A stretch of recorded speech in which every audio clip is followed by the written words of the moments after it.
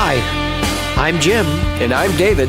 And this is the Practical Guitarist Podcast. The podcast for people who eat, sleep, and breathe guitar.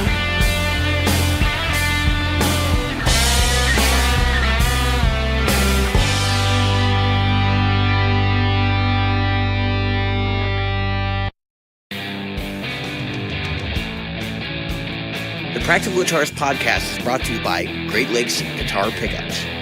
Great Lakes Guitar Pickups provides fantasy tones at prices a practical guitarist will love. Featuring top-notch construction, attention to detail, and a fully custom product, if you can dream it, Great Lakes Guitar Pickups can probably build it. Follow them on Facebook at facebook.com/Great Lakes Guitar Pickups. Are you a regular listener? Why not? David here reminding you of all the ways you can participate in the Practical Guitarist Podcast. Subscribe using your chosen podcast app. Review us on iTunes, Stitcher, iHeartRadio, or Google Play. Find our Facebook group at facebook.com/groups/practicalguitarist or on Twitter as @practguitarist. Support the show. Merchandise is available in our Threadless store at practicalguitaristpodcast.threadless.com. And donate to us via Patreon, available at patreon.com/practicalguitarist. Reach out to us directly via email at questions@practicalguitarist.com. Hi, Jim. Hi, David. What the fuck is this Pepsi Cola shit? Today, I'm sponsored by Pepsi. Dude, I got the Death Wish. Diet Pepsi. Yeah, Death Wish water. Actually, I could be actually drinking out of Death Wish cup, but I don't have my Death Wish coffee. Yeah, those fucking ice in there clicking. It's like Phil Eisenhower's on the show. Moving on. Jim's like, I'll make sure I mute my side when I do that. Next time he's going to 7-Eleven, he's going to stand in front of the drink machine. It's ice out. It's right down the street. I know you could walk there, couldn't you, Jim? I could literally walk. I hope Phil listens to this episode. I really do. Yeah. Anyway, shit. We got some news. We hit 10,000 views. We did. Or listens. 10,000 listens, 10,000. We're probably approaching 10,000 views on the YouTube channel at this point. Yeah. Now we're probably at 6,000 or something, but yeah, I've got a couple of videos coming up. I've got this week. I think we have 3 that are over 1,000 now. So we probably have between that and other videos, we're probably approaching. We'll hit 10,000 views this year for sure, probably. So I didn't get first news for you. I didn't get the video done for the Great Lakes pickups yet. Okay. It will be done. I went to go do it, and my guitar is all out of whack, and I took it in to get it worked on. Oh yeah. So it'll be back later this week, and then when I do that, I'll be able to swap and do all the video. I got all my equipment here. I'm ready to go. I just haven't done it yet. So I dropped the Ibanez off the tech last week, and it should be back tomorrow. Unfortunately, he didn't get around it. I mean, you're doing it pro bono, so it's, I can't. Sure. John will see his pickups this week, hopefully. Okay, cool. Well, I hope he enjoys them because I was playing my SG. I'm looking at it right now. It's on the wall here. Yeah. If you've been following Instagram, you would know that because I posted about today. And I'm just looking at my pickups and going, ooh, they're really good. They're really good. I was playing them earlier. They're really, really good. So wanted to talk about the 10,000 views. Like, it's really cool because this is like episode 110 and 111, somewhere in there. We've made the switch to going back to, one episode per week. And surprisingly, our views haven't dropped off, which is pretty amazing to me. If you haven't listened to the show for very long, you can get all our back episodes. Yeah. Some of them are quite good. Some of them are funny. And I would highly recommend just go through the back episodes. And we know some of you are because I see it. Our level of silliness does not discontinue anywhere. No, that's for sure. We've gotten better at this, but I feel like every once in a while we still need to throw a monkey wrench into the work so that we can be uncomfortable and do stupid stuff. Yes, which is why this week I'm not reading from a book. Yeah. No, I'm reading from the book instead. If the book literally has 4 notes written in it, so yeah, literally 4 notes. I literally write out everything when I write, which is kind of bad probably because then it feels scripted and probably comes across a little more scripted. You can tell when we go off on the rails. Oh yeah. Well, like we are right now. So 10,000 views. Thank you, listeners, for giving or 10,000 listens. I keep saying views. It's 10,000. It's because my note says views, but listens. Thank you for downloading 10,000 episodes of this podcast, and we appreciate your support. If you're not involved and you're kind of like lurking and listening and not involved in the Facebook group or Instagram or even on the YouTube channel or anything like that, feel free to get involved. Like we like to have people interact, and we like to get suggestions and work, go back and forth with our listeners. So I think that that being what it is, I think we want to go ahead and announce that next week we're going to do an open episode. We'll try to do it earlier in the evening. If you're a member of the Facebook group, you'll see the details for that because we haven't decided what time we're going to do it, but it will be on Sunday. So if you're available on Sunday, chances are you'll have an opportunity to kick it with us for a little bit and record an episode. Yeah, I think it'll be a good idea to put that into video so that we can. Yeah. So I'll mention that, and I'll probably we'll do a separate video as an announcement. We do this podcast now via Zoom, so it's just going to be a meeting number I give you, and then you log in, and it's really cool. You don't have to have a webcam if you just have a microphone. If you have a webcam, great.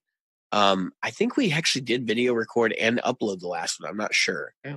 I know we video record every episode, but yep. You don't need to give out your email address. You don't need to do anything like that. You don't need to sign up for any services. You just download the app. And Jim and I we don't stalk you or anything. We don't have time for that. So we don't care. We obviously don't care enough because we're not one of those groups that gets 10,000 views in 5 minutes. We have to work for it. Yeah, we really did work for it. So here we are talking about things that several of which came from listeners to the show. But I want to start off with the 4-cable method, Jim. Yeah. So this week I'll be putting up a video this week about it. I've been doing a lot of practicing for.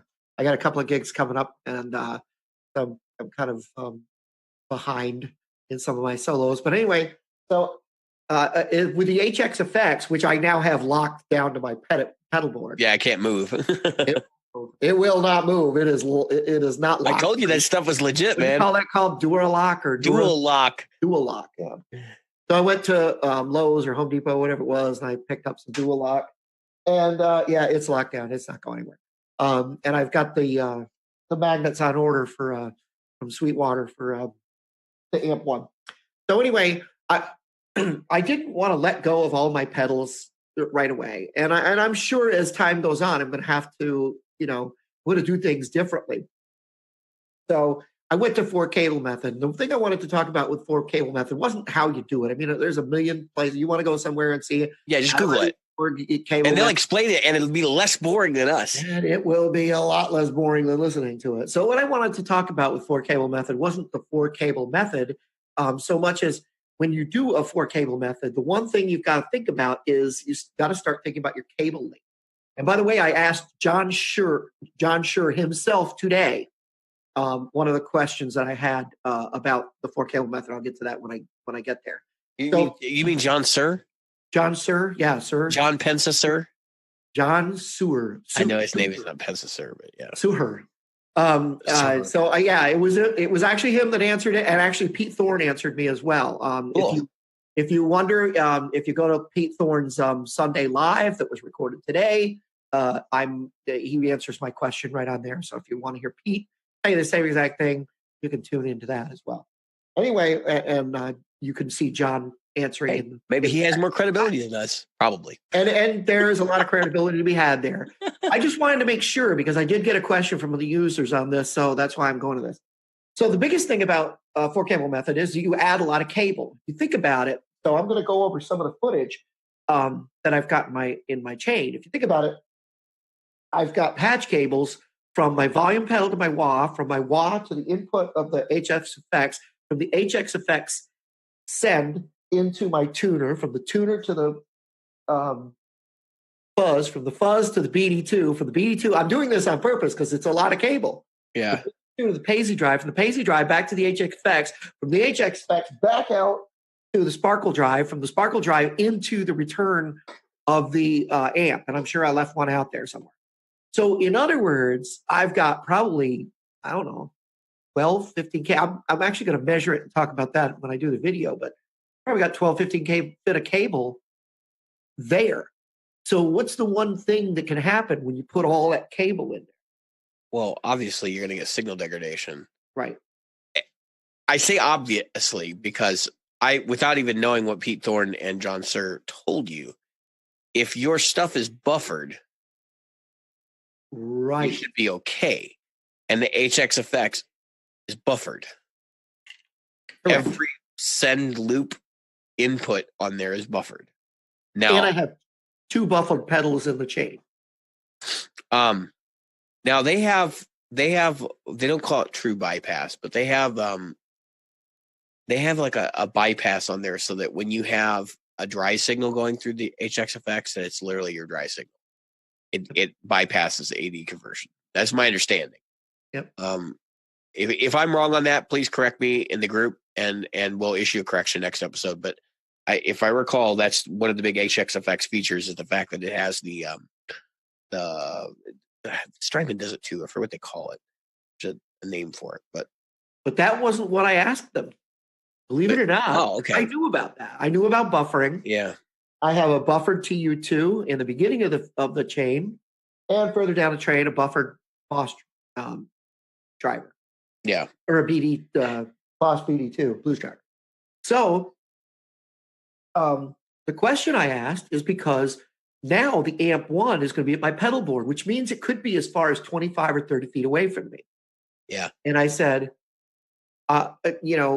is that going to affect signal degradation to the speaker? Oh, yeah, using speaker cable, right? Yep, using speaker cable.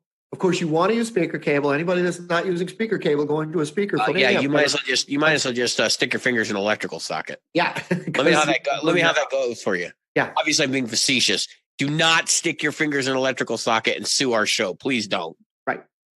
Right. Do not try this at home. Yes. No, but so John said it's no problem. He said it doesn't matter how far you do it, as long as you're using decent higher, which means the number needs to be lower speaker cable, the gauge of the speaker cable. Right. So they recommend, don't get 16 gauge speaker cable, get lower gauge speaker cable. Yeah, I like the Conquest Audio stuff. If anybody has, because I think Conquest is like a local company. If anybody has that in their area, I've got a 1 foot Conquest cable that's like my forearm. Yeah, the stuff you're gonna be, and so Pete was telling on the show he's got 80 to 100 foot runs between his heads in his studio and where they're isolated in rooms over. So yeah. Like will run up into the ceiling, across the ceiling, and down. No, I know it could be done. I just didn't know. I'm surprised. This is actually an interesting question because I hadn't thought about speaker cable runs like that. But I always assume the speaker cable because typically you want a higher gauge anyway, that long lengths were not going to be an issue. And it's mostly because the speaker cable is not as prone to magnetic interference, radio wave interference, and things like that, as low voltage cable. Because essentially that's what your guitar cable is. Like it's the same thing as like low voltage Ethernet cable in the sense that it doesn't really have a lot of electricity flowing through it, so the shielding isn't as active. And then there's a whole bunch of reasons that contribute to that. But essentially, if you have good quality cable, then you're fine, I guess. So in reality, the better thing is to get the head closer to you and the speakers away than have the whole thing like way away. Like if you got a combo. Yeah. If you think about it from that perspective, because then you don't necessarily need a buffer for the. Yeah, I guess you're right. Yeah, that's a big side effect. That was a pretty cool piece of information.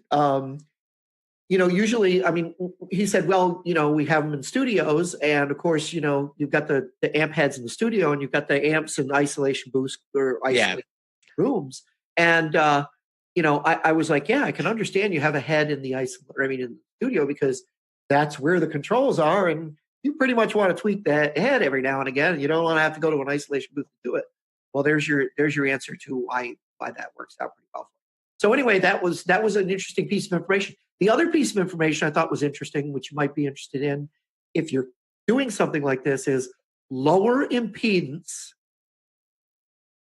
speakers are more susceptible for the need for higher gauge cable. Correct. Higher impedance speakers. If you have a 16 ohm speaker, the run isn't isn't going to, you're going to have you're going to be fine with like 12 gauge or 10 gauge wire. Where if you're running a 4 ohm, you want to make sure you're down like 8 gauge and stuff like that. Yeah, bigger wire.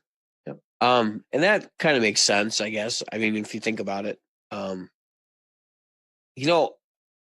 the cabinet's one thing. I saw a cool product.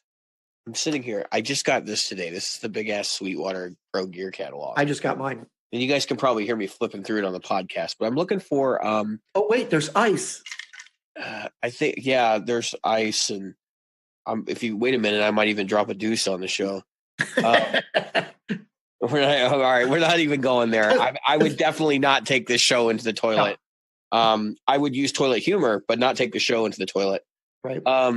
So that's all. I'm excited about something while you're flipping through there. Yeah, and that's sure. Sweetwater, it's relatively recent. I'm not saying it's like within the last few days or whatever, but it's relatively recent that Sweetwater has got Mesas back on board. Well, they've had Mesa, but they just don't have a lot in stock. Right. And you can call them up and they'll have one built for you and send it to you. But you could probably just call Mesa and do that. Yeah. I'm looking for, so Mesa Boogie obviously has their line of pedals, right? And it's not, their line of pedals are one thing. Like, I'm looking in the wrong place. That's why. So they have this thing. Actually, I was going through my paperwork. I have all this old paperwork sitting on my desk, and I spent pretty much my whole day shredding. I felt like I worked for Enron, which I told my wife I wouldn't make that joke on the podcast, but I did. She's glaring at me from behind me right now. It's quite amusing. Which is, first off, I'm flipping through the effects section, and I see the amp one is listed as an effect. Come on, guys. See? Get your shit together. It's listed as a pedal in some places. Yeah, that's where it's in with the pedals, right? That's something that Thomas, when we see him at Sweetwater, that's hey Thomas, guess where your amp is listed in the effects pedal. And to see, so here's orange. Where in the hell is Mesa? Not the greatest place to be put if you're looking to make sure that people understand that your machine is a 100 watt head. Maybe they're. I think there's another thing about it too, because while you're flipping through, one of the folks in the group mentioned that he said, "Well, geez, can you use that as a pedal? And aren't you worried about breaking it?" And I said, "No, it's meant to be used that way, and it's built out of it's metal. It's not a cheap piece of plastic. No, that thing is a serious piece of hardware. Yeah, here it is. It's very light. So Mesa has their line of pedals. They have some cool stuff. They have the Throttle Box EQ, which is their 5-band EQ made for effects loops. They have, so if you have like a Marshall or something and you want to use a 5-band, just like the Mesa 5-band EQ, which if you've ever used it, that thing is legit. Put it on there. And in fact, even if you just set it flat, like the way that the thing actually works, it does a slight improvement in sound. The Throttle Box, which is supposed to be like a Boogie Mark sound. And then what I thought was cool, and this is what I saw, and this is what I wanted to talk about in the show, because this relates to the 4-cable thing. There's a thing called the high wire. Now, if you've ever used effects loops, not all effects loops are created equal, right? Right. There are different types of effects loops. There's parallel and serial. I believe the ones that we all use now are serial, which is, your amp goes out into the effects loop and comes back in. And in a parallel loop, you can actually mix dry signal with it. Yep. And a lot of people don't like parallel loops. And a lot of people had parallel loops modified to be serial loops. So you don't see them very much anymore, but you might see one if you're buying a head from the 80s or something. But anyway, what the high wire does, it's a dual buffer circuit that ensures the perfect impedance load on your guitar's pickups while also sending the exact signal in front of your favorite amp needs for the direct in-field tone, feel and tone. That's what they say. But you know what? They're marketing this thing as a solution for effects loops. Because as we said, not all effects loops are created equal. Well, really what's going on there is that they're expecting to see a different impedance. So some effects loops are designed to work better with rack effects, which are usually typically line level, or they're designed to work better with pedals, which are oftentimes don't put out the same level of output. They're more like what you would get out of your instrument. So you can use this guy, and this is my understanding. I haven't seen this thing in use, and I'm sure someone's going to correct me in the group, but my understanding is this allows you to match the impedance to what you're supposed to be sending in and out. So it will take either like a line level signal, make it regular, or we'll take a high impedance or whatever. Is line high impedance or is low impedance? Low impedance, right? Low impedance. So take a line level signal and make it. I think you can actually switch back and forth. There's a switch on here, and then you can actually it has a boost in it too, and it's foot switchable, so you could put it on your board if you wanted. I'm sure there's hidden features to this thing. I'm very intrigued. They came out with a whole line of products like this, amp switchers and stuff, that kind of went under the radar last year. And I do kind of know what they were doing, but I didn't really investigate that deeply because I was like, I got a Helix right now, and it wasn't that imperative. But now that I've run the Helix in 4 cable with Mark V, like a lot more around the house lately, and I'm kind of thinking like it would be nice to be able to control the signal amount that's coming out of the Helix and give just what the Mark V is wanting to see, so that everything would play nice.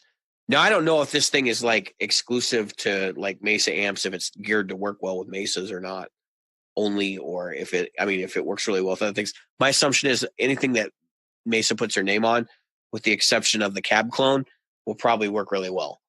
I have my reservations about cab clone.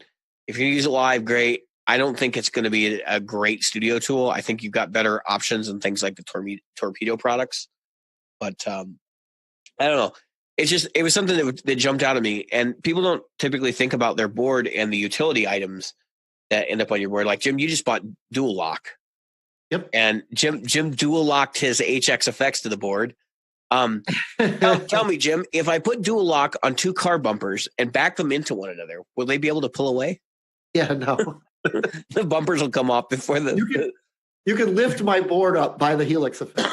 So, just to let you know. Yeah, dual lock, folks. If you've never used dual lock and you'd like to try something that's stronger than Velcro, dual lock is what you want. I have my interface is actually dual lock to my desk, and it does not move. I should do that. Your Focusrite or whatever you're using. Yeah, I got a Steinberg UR22, and it's literally stuck right to the bottom of my desk. Yeah, so I need not on my desk, which is nice. Right, that would help. You know what? I have extra because I bought a. Oh yeah, no, you always have extra, and believe me, you use it very quickly because you find uses for it very quickly. You're like, wow, this is great. Yeah, I just Did thought you do that trick I told you though, where you put you make it like a triangle so that you can actually lift up the HX effects from the front. Yeah, I got two on the left and right at the top, and then one down at the bottom like this. It's about that big. But I'll tell you. Jim was showing us about an inch and like 3 inches wide or whatever. Yeah. It's not dual lock is amazing stuff because I can literally fix pedals to my pedal board with like an inch worth of dual lock. Yep. And they ain't coming off unless you're pulling real hard. I got to do that to the little spark boost because that thing is. I've been thinking. When I got the sparkle boost, remember I had the full size one and I went to the mini. I've been thinking about going back to the big one. I like the tone of the big one, but it's completely different reason. It wouldn't be on there. Do they even sound different? Yeah. How much? The small one is just a boost. That's all it is. Oh, okay. All it does. It doesn't do anything else. Doesn't have any other settings. What's the big one do? Oh, it's got like a little tone and some. Oh, okay. So you can just tone and that kind of thing. And I liked it. And you heard me use it. And you were like, oh, that's kind of like kind of has like a TS-808 or whatever it was, a 2-screamer type. Yeah, a little bit. I think I remember that. I want an exotic RB, but I think it's the RB booster, right? Mm-hmm. The R one, not the AC booster. Oh, okay. And I don't know that I don't really need it. I'll be honest with you, but it would be interesting. I want to try one out. Like I don't want to buy one. Yeah, for me. Damn, Jim. Ice went down the wrong place. Yeah, that's what you get. That's what you get, Phil. Phil McCracken.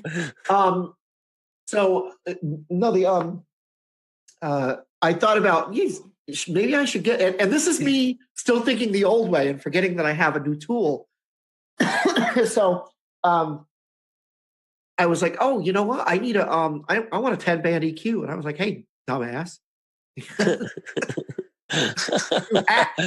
you have multiple options for you can put it anywhere you want. And you don't need a fucking 10-band because you have a parametric. Right. That's what I was going to say. And I have parametric available to me. So I was like, hey, stupid, you've got one right there. Yeah. So that was something where I went, oh shit. Cause to take a little bit of that shrillness off, when you're kicking that, when you're bumping, I was like, oh, I want to put a little EQ on the other end of it. I said, wait a minute, I don't need to do that. I can get that myself. It was pretty cool. So I was playing some music, of course. That's what this is all about, right? Really? I know, right? And so I was kicking it up with the fuzz, because you know how I am I was about fuzz, right? So I was playing the fuzz that you gave me and loving it, by the way. Loving it. I cannot find a fuzz in the Helix that I like as much as this fuzz. Yeah, the fuzzes in the Helix, again, you have to have that impedance control to make them work. And I think they should have just left them out of the HX effects. Yeah. The fact is, no, I was able to find a spot for some. But the thing that I like about this fuzz how do I say it? Sometimes, you could have 25 pedals, and it's that 26th pedal that you like. And it's the 26th pedal, right? I mean, I like the fuzzes. Don't get me wrong. There's a couple of songs, like I'm doing something from the Pretty Reckless, which I have. This is how old I am. I thought this was a brand new song, and it's like from 2009. But I didn't even know they were a thing. So anyway, I was doing it, and it really some of the built-in fuzz really sounds good with that. But I was doing Far Behind, and I was doing a song from No Doubt, and the electro harmonics fuzz was the thing that I needed for that. It just had the right temperament, and that's where when you get a multi-effects pedal, it's a great thing. It really is, and that doesn't mean that. And this is what I love about the new multi-effects pedal. It used to be when you got a multi-effects pedal, the Zoom 505, the old what was it Boss had early on, like the MEs and all that stuff. Yeah, the MEs, and of course the GNX series from Digitech and those guys. You really had no use. There was no way to stick your pedals in there. And now you have that, and I love that about the Helix effect, is that it doesn't say, you know what, throw out your old pedals. I'm going to be the only thing for you. No, it says, you know what, you got some great pedals. There's a chance. That's what it says. Because I'll tell you, some of the stuff I use is really esoteric. You throw it in the loops, and you're like very underwhelmed. But that's only because the shit I use is just weird. It's ancient and doesn't play nice with buffers and but there is a cool pedal in there, and I want to talk about it because you've had enough time, and you should take some time to check it out. It's called the Kowloon Walled Bunny. Okay, you're gonna have the KW. It's in the Helix. It's called the KWB distortion. Oh, okay, and it is a. I'll read you the description from the website. So Ben Adrian, one of the designers of the Helix, actually makes this pedal. Right, you can buy them from him. I don't know what they cost. I was thinking about getting one for a while. But back in the late '90s, Russell Hall of Pound, Wisconsin, now of United States of Toil, introduced me to the Ross distortion pedal. Soon thereafter, I found out that the Ross distortion, the DoD Overdrive 250, and the MXR Distortion Plus were all essentially the same circuit. They all had aspects about them which he enjoyed, but they also had aspects that he found displeasing. So he got into his head that he wanted to make his own version, right? So in 2007, he worked with Scott Evans and took 3 Distortion Plus pedals, and then he liked one of them more than the other 2. They found that the clipping dial was broken in the pedal that he preferred. So basically, he took a pedal that was essentially broken that he liked, and then he made it as like an effect you can buy. And the cool thing about it is that it has different clipping options. It's got diodes, germanium diode, it's like silicon diode, germanium diodes, and LEDs.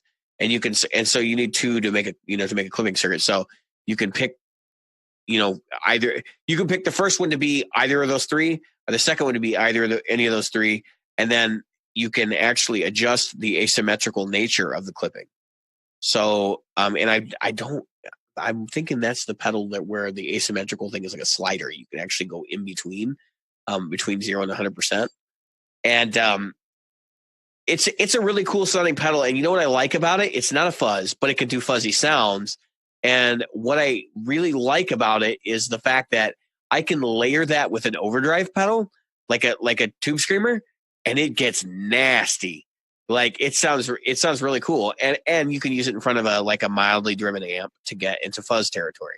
You could like the Eric Clapton cream sounds kind of thing, like Sunshine of Your Love and all that kind of stuff.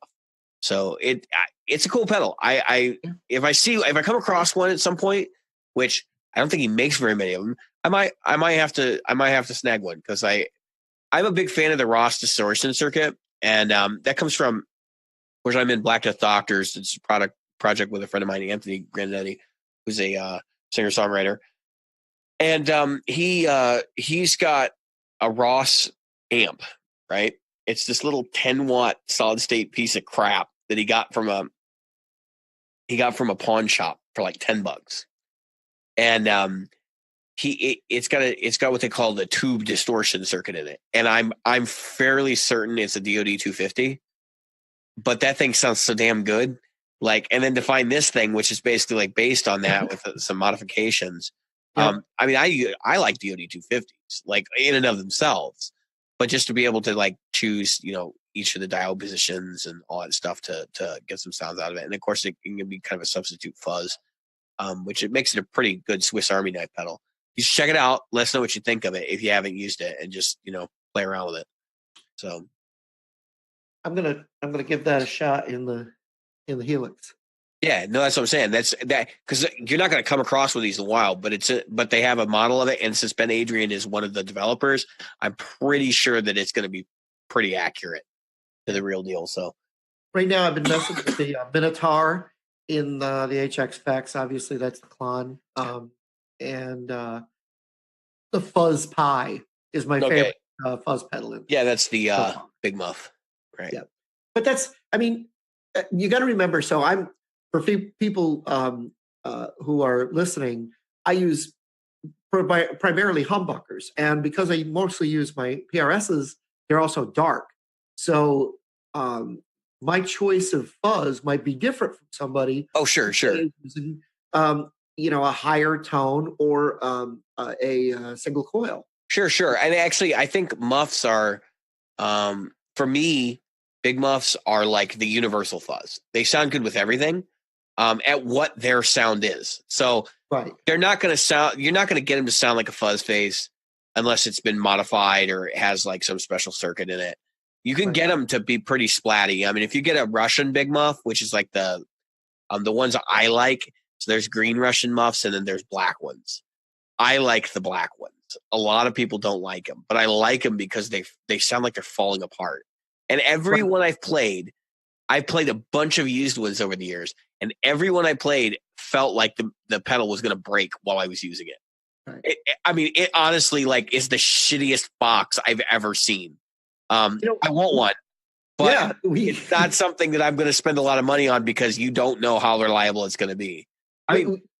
Boss, everybody says, oh, their pedals are super reliable. I bought a Metal Zone just so I could have one, right? Like not even that long ago, probably 2 years ago. And I bought one and I got it home and it stopped working like right after I got it home. I used one. So I took it right back to Guitar Center. I was like, it doesn't fucking work. Wow. Yeah. That's interesting. We were talking about that earlier this week about how guitar players don't realize that it's actually a lo-fi sound we want. Yeah, no. Speakers.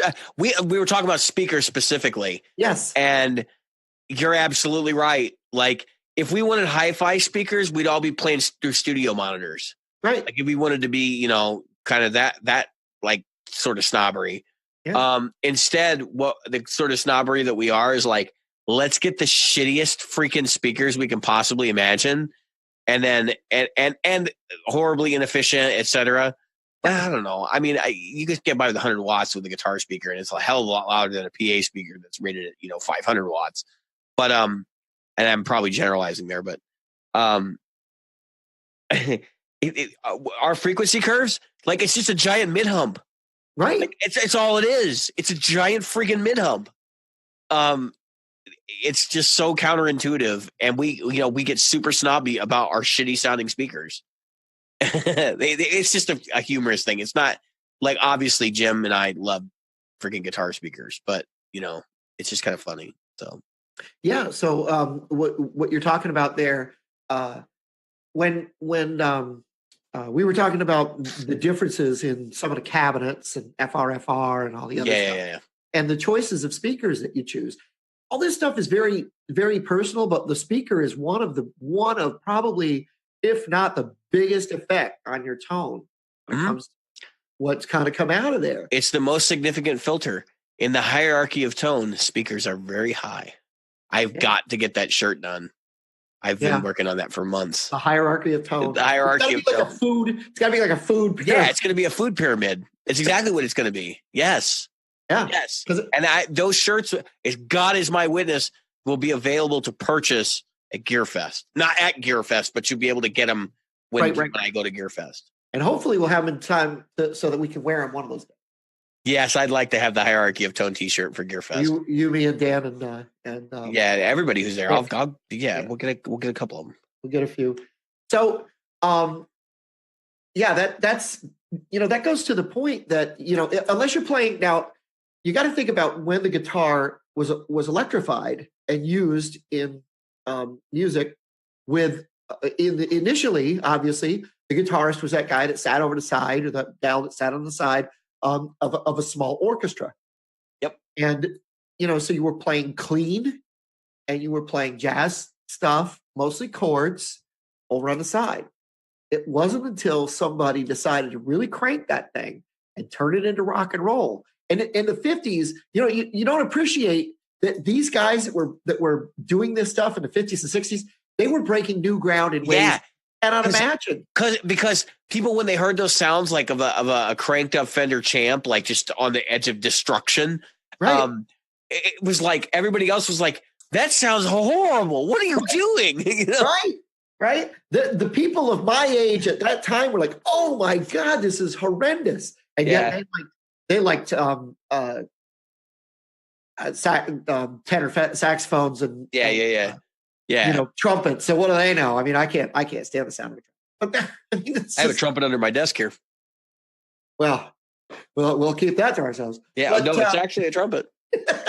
That's pretty cool. I didn't know you played trumpet. I did in high school. No, middle school.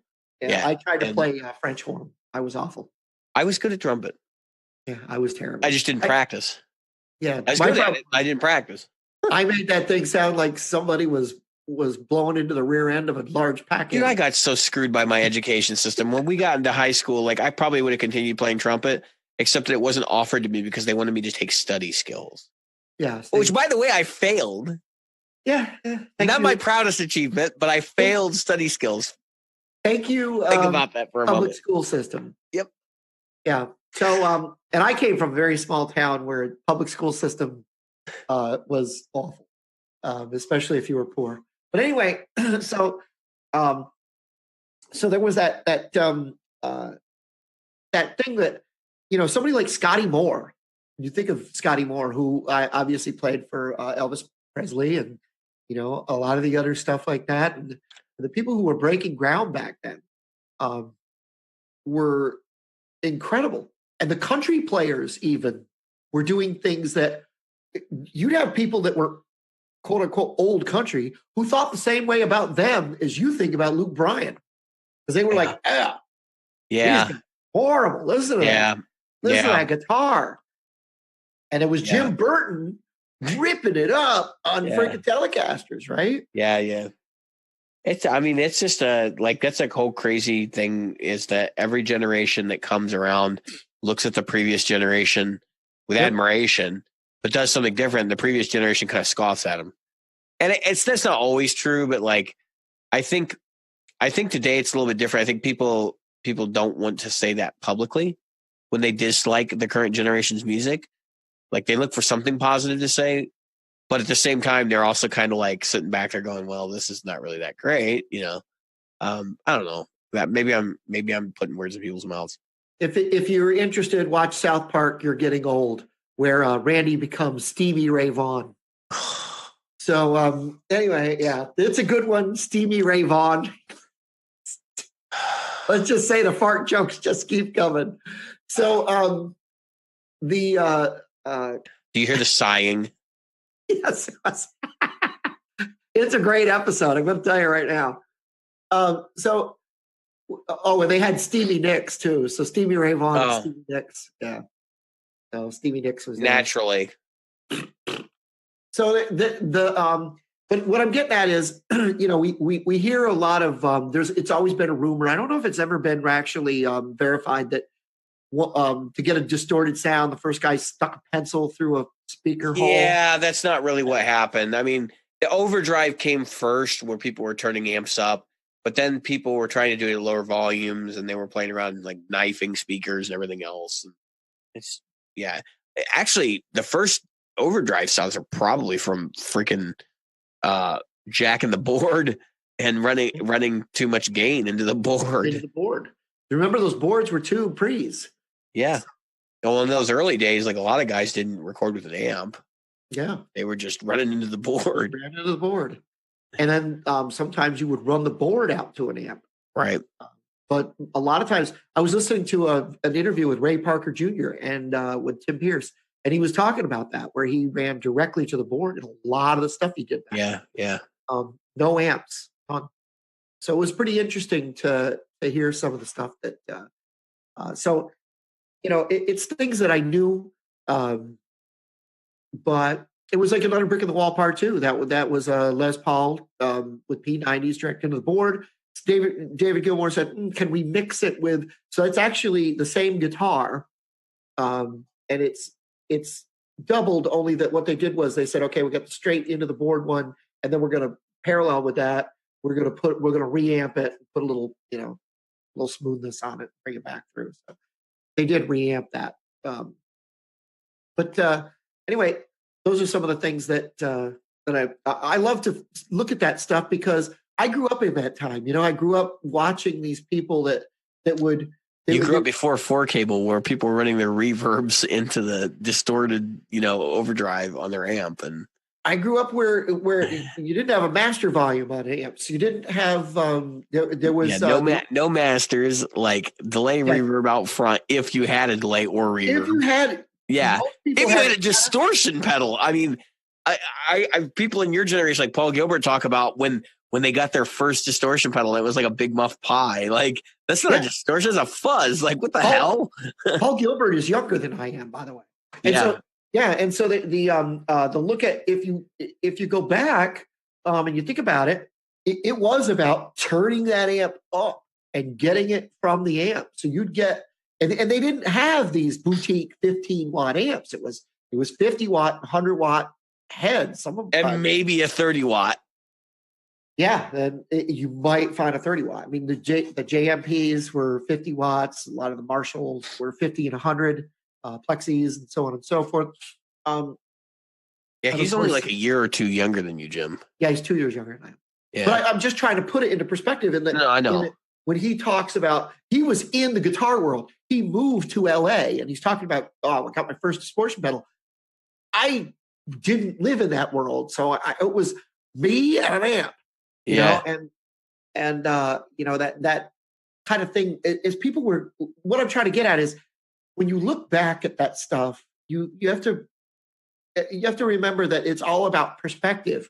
We're in a world right now where a 6-year-old kid has more stuff than guitar stuff than I could ever even imagined existed in 1978 Well, that's what I was most just of going to say. Like, that's not only 26. did things not exist, but they also got better. Yeah. Like some of the things that we all take for granted today didn't, like a blues driver. Could you imagine if like the blues driver existed back in like 1975? You know, like I can't I can't even fathom that. yeah, I couldn't. yeah. I don't think that, could you imagine if Jimi Hendrix had an HX effects? Oh yeah, no, and you're hitting the nail on the head. That's where I'm going with this. So, floor cable. Just to touch on that before we close out the topic. Floor cable. It has its advantages. It has its disadvantages, and I think we're kind of getting to that. Like, if you want to do all things authentically, the guys that are going for the non-master volume heads and stuff, then you want to run out front. You really do. Straight to the front end. Yeah. And you know what? There are merits to that. Pete Thorne has a really good video. You can seek it out where he's nailing the Van Halen tones by putting it's an analog delay before the amp. And I'm like, I watch this and I'm like, I would never do that, and I watch him do it and I'm like, oh my God, that's magic. Like I see what he's doing and I see why he's doing it. And it sounds great. There was a time when a spring or a plate reverb were the only things you had, because back then you had a physical spring. I mean, there are still amps and a physical plate. And those were the two ways you got the reverb. And I can remember if the spring reverb wasn't working on my amp, I'd kick it. Yep. I just hit it on the side. Kind of like a TV back in those days. It was, oh, look, it's kind of going wonky. Oh, it's back. Yeah. So yeah, it's just a thing. So anyway, what's our next topic? All right. Well, so since we're talking about the HX effects, we can go ahead and segue over to talking about something that's very near and dear to my heart. Since I'm a full-on Helix user, and we talked about this in the last episode, and I got a lot of what the hell kind of messages. I kind of switched away from using the Helix and gone back to using my amp for the majority of stuff. The reason I'd shied away from it is because I'm in a condo and, frankly, I can't turn it up. But I know that I'm going to need to get an attenuator. And once I do that, I think I'm going to be a lot happier than where I'm at right now. I had an attenuator before. It just wasn't super variable. I had the Dr. Z air brake, the light air brake. And it's a good little box. And they're not expensive. They're like $200 or something. I am going to get the Rock Crusher from Rivera. So, but attenuators aside, the initial notice I had was like, it felt like something was wrong with the attack of my sound when I was running straight into Helix. Now I now understand why, and it's not really a problem per se, and I'll get to that too. But it's just something I noticed. The Helix is not ready to leave my possession. Still going to use it. It's still a great tool. I have a lot of things that I can do with it. Even if I were to dump it, I probably would have to either go back to analog pedals to replace some of the functions in it, or I'd have to get an HX effects. Nevertheless, what I discovered after a late night of allergy-fueled madness, I Googled and I found a article where actually it was a forum article, and then I found other evidence to back this up, discussing the latency that the Helix actually has. Now, the Helix is a computer, right? I mean, they're all computers. Right. And anybody who's worked with a DAW knows that your enemy is latency, because your computer takes time to process. And it's a lot more time than it takes tubes to heat up, do their thing, and kick stuff out to a speaker, right? Right. So actually the speaker response might be the only thing in a conventional amp that actually has real latency because it's mechanical. So we put that in perspective. What we're talking about is if you're moving electricity through a circuit, basically you're talking about the speed of light being your latency. Whereas if you're pushing electricity into a processor, the processor is doing something to it and kicking it out. We're talking about milliseconds. Right. And I want to stress before you keep going, we're talking about when he's referring to the two, I mean, truly analog. In other words, guitar into analog pedals, not digital pedals. Yeah. Analog Nothing pedals digital. to the front Nothing end digital. Right. front end of the amp, which is in a tube amp, not a digital amp, or at least a solid state amp. It's not a digital amp to the speaker. I just want to make sure I stress that so we don't have somebody go, well, it would be the same if you were using a right. No. And I was going to get to that too. It was like your regular pedals, like your delay pedals, like let's say a TC Electronic Flashback, for example, has latency. All digital effects do, unless you have an analog pass through. And if the analog pass through is functioning, then your dry signal should not be latent, right? So, let's get back to what we're talking. So we're talking about the Helix specifically, right? So what I found out was the Helix has 4 loops, right? And it has an input and an output. So to go from the input to the output takes 2 milliseconds, even on a dry signal, right? So it takes 2 milliseconds to convert that signal to analog and then pump it out the other end. Right. The loops add 1.8 milliseconds each, so we'll call them 2. So it would be, if you were just to put a patch cable between the loop and use all 4, you're going to add 8 seconds, of, give or take, of latency, right? Or 8 milliseconds, rather. So all told, if you're using everything, you're going to hit 9 milliseconds or 10 milliseconds, right? And then for each additional effect block that you turn on in the Helix, you're going to add 0.2 milliseconds. Correct. Right? Which is not a whole lot, right? So let me put this in perspective. A millisecond, and it was pointed out to me, somebody in the group, but I kind of already knew this, but I'll give Greg Dodd his just desserts here. A millisecond is a measurement of time, obviously, but you can use time to measure distance as well. And in this particular instance, a millisecond is roughly 1 foot from the speaker. Correct. So if you think about it in this perspective, 10 to 12 milliseconds, let's say the max Helix latency that it can put out is 20 milliseconds, is going to be the equivalent of being 20 feet away from your amp. Now, anybody who's used a wireless and walked around their house and gone upstairs or out in the backyard knows that once you get far enough away, you can hit a chord and it takes a very minute amount of time before it sounds through the amplifier. You can truly feel it. Yes. And that's why and when you get into those levels, you're talking about 50 milliseconds, 35 to 50 milliseconds. Yep. Some people can notice it sooner than that. But I think you're going to notice like phasing before you get there. So between like 10 and 35, you're going to see phasing start to happen. Specifically right above 10, actually. And beyond 35, you're going to get doubling, and then you're going to get slap back when you get to like 50 to 75. And then you get to 100, and now you're talking actual delay, right? Slap back delay, no less, but more like an echo in the room with a real fast repeat time. So the reason why I bring this up is because I initially said, oh, well, it's latent. That's why I don't like it. And that's not really true, because obviously I play with my amp and I don't necessarily stand right in front of it. My ear is not next to the damn speaker, right? Usually 3 to 5 feet away. And when I'm playing through the Helix, I'm usually 3 or 5 feet away from my monitors. But here's the rub. A lot of the time when I play my Helix, I'm playing through my DAW. I have Logic open. I'm running the Helix through it. The Helix is being processed or doing the processing, and then it's kicking it off via USB to the machine. The machine is doing some extra latency, and then it's kicking it back to me. So I could be seeing 20 millisecond latency, right? The Helix through my computer. That's true. And even running it, feel it. Right. Even running it into my amp, I can still feel it. But the amp thing is more of an EQ impedance mismatch issue to my ear. It's like I'm getting my signal is way warmer than it should be. Is essentially what's going on. And I'm like, okay, I can live with this, but it takes out some dynamics. It sounds a little bit more compressed. Yep.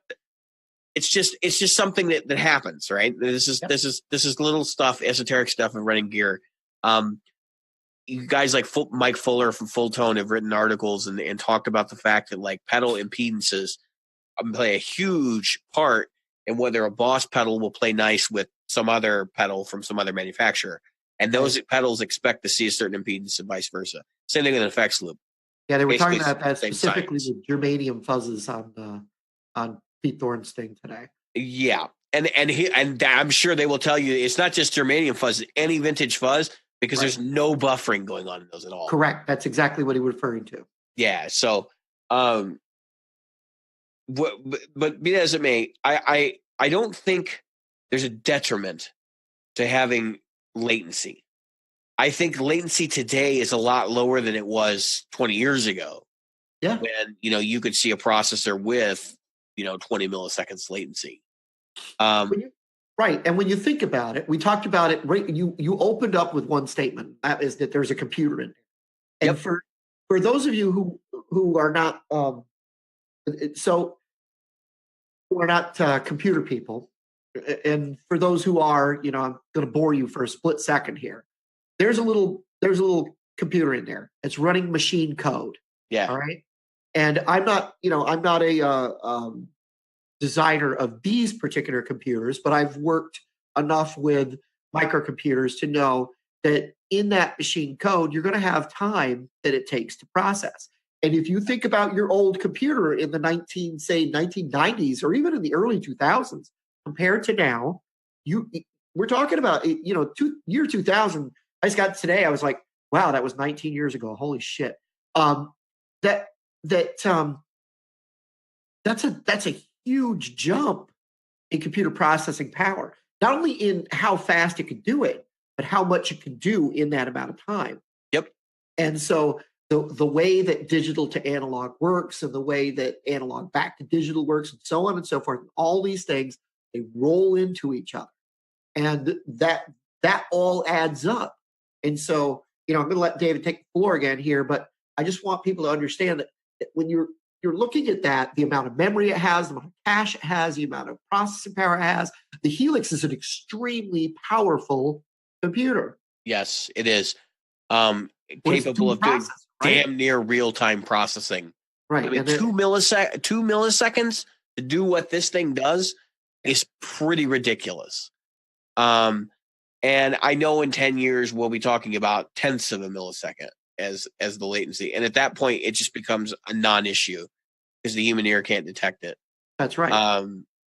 And that's the other thing is so we talk about distance from an amp, right? Like we don't really think about being farther away from an amp distracting us. There's a reason for that. Yamaha, and there was another company too that was involved in some different studies, conducted some studies because they were interested in just how much latency they could get away with. I don't think that was really the purpose of the study, but you can imagine that's what's really going on behind the scenes. Engineers are going, hey, if we could make an effects processor that does this amount of time, like it's going to be usable. Yeah. They conducted some studies, and what they found was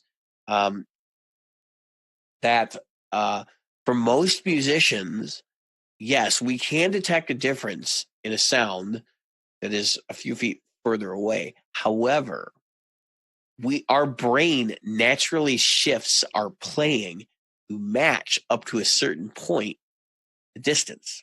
Right. And that's done automatically. We do not even think about it. It is not something we train. It's just there. Yep. Now, there is a threshold to this, and it's right around the threshold that we can hear it. So basically, we detect it. We don't compensate anymore. It's very difficult to compensate. Correct. Because then you become consciously aware of it. Exactly. So I want to tell a story about so when Randy Rhoads went on tour with Ozzy, Sharon Osbourne had this fantastic idea, and this does come to exactly what we're talking about. Sharon Osbourne had this fantastic idea. She wanted this stage show where they would have castles on the stage and like this crazy thing, and some of that came to fruition. Some of it did. Oh, it did. It quite did. Yeah. So Randy Rhoads says, "Where the fuck am I supposed to put my amp?" Oh, that's going to go over here. And Randy Rhoads said, what? And so that was, I'm not saying that this is the first time that this ever happened. But it's just a famous time. Yeah. From, what is that, 1980, 81? Yeah, right there. Between 79 and 81, around there. Yeah, sometime in the late 70s, early 80s. I'm not big enough Ozzy fan. I do remember listening to the albums. I'm just not good at putting that time frame together. But I do remember it was it Bark at the Moon or was it? I know it was Mr. Crowley was on the album. That's Blizzard of Oz. Blizzard of Oz. Thank you. So when Blizzard of Oz, that was her whole thing. Sharon was like, "Oh yeah, we got to do this. We got to." So they hid the amplifiers, and Rhodes went nuts because here's a guy who, and this is where Dave and I talked about it. David and I talked about this earlier in the week as well. No, actually, it was not on Blizzard of Oz, but that's fine. Which one was it on? I think it was on the one after that. It was then it was Bark at the Moon, right? No, Bark at the Moon was it Bark Jackie Lee. Okay, Diary of a Madman. Diary of a Madman, that's the one. I don't know why that name escaped me because you've got all that good stuff on there. I love that album. Love that album. Oh, Over the Mountain. That's all I can say. I can see the picture of him holding the cross and the. What song were we talking about again? Mr. Crowley. Oh no, that's on that's on Blizzard of Oz. It was on Blizzard of Oz. Okay, I was right the first time. So anyway, so the point is, what was that? 79, 78? Let me look real quick just to get the right date. 1980. Came out in September of 1980. 80. Okay, I was right the first time. So anyway, so what David and I were talking about earlier this week is if you play faster and you play notes that are more condensed and pushed together, and I'm going to get to another stage show here in a second that brings that to light. You start to feel that sooner.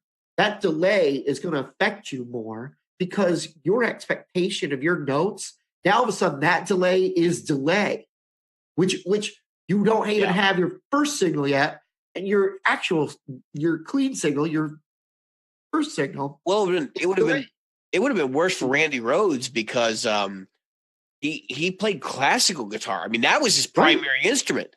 Hey, and he's less than a foot away. That's as instantaneous as you get. It's in your hands. Unless he put it in his mouth, he wasn't closer. Right. And so here's a guy that came from, like you said, classical guitar.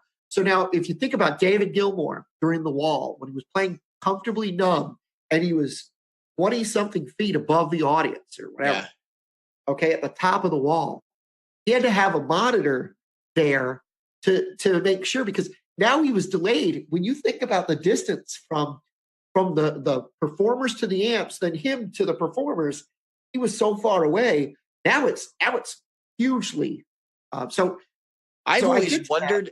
Sorry, I didn't want to interrupt, but I've always wondered if the reason why David Gilmour relies on it so much is because it allows him to cover up some of that when they're doing the crazy stage show stuff. That is a possibility. That is a high possibility.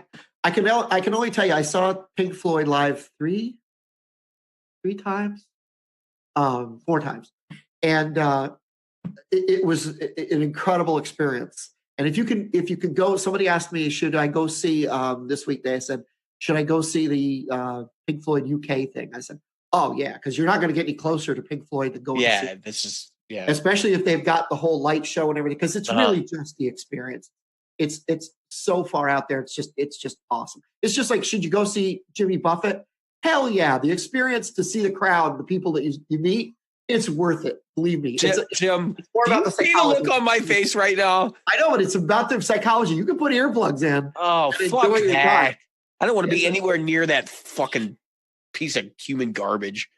So anyway, what I wanted to get at is, so now if you look at stages now, whether if you would be a performer for someone like Gwen Stefani, or you were a performer for Shania Twain, or you were a performer for Garth Brooks or whoever, they've got clean stages. You are nowhere near your stuff.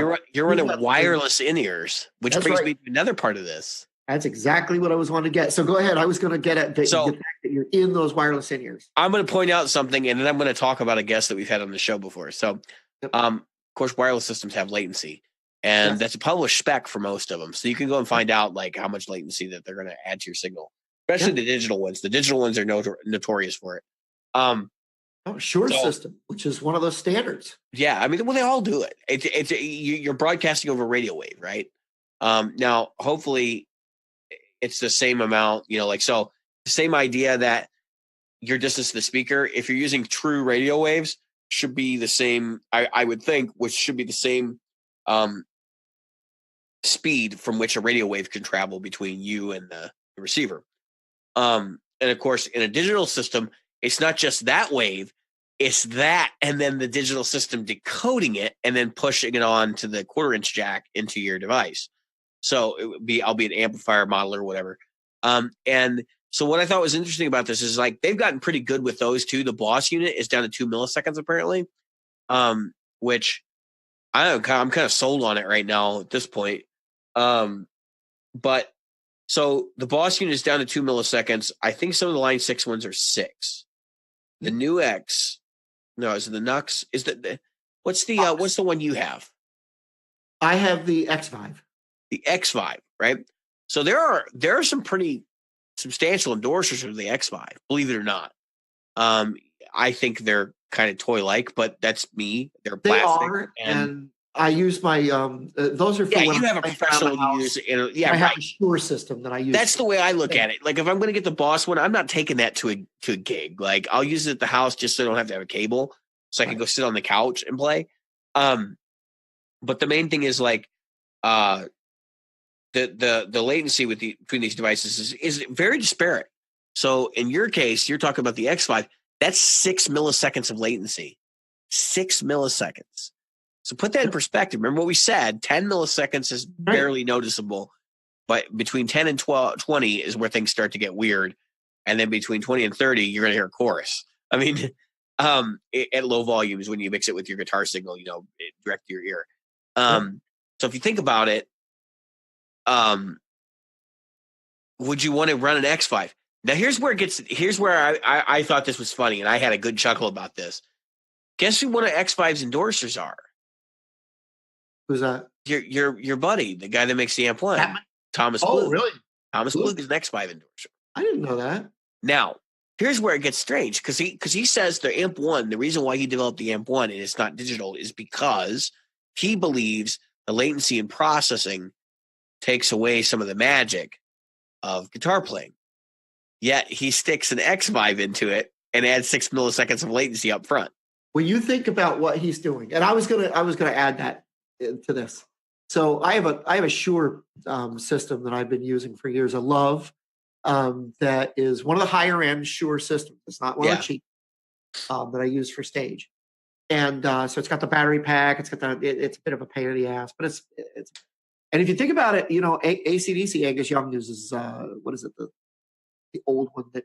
Oh no, he's not actually using it as wireless anymore. He's got a different one, but he uses the preamp that Solo Dallas makes. Yep.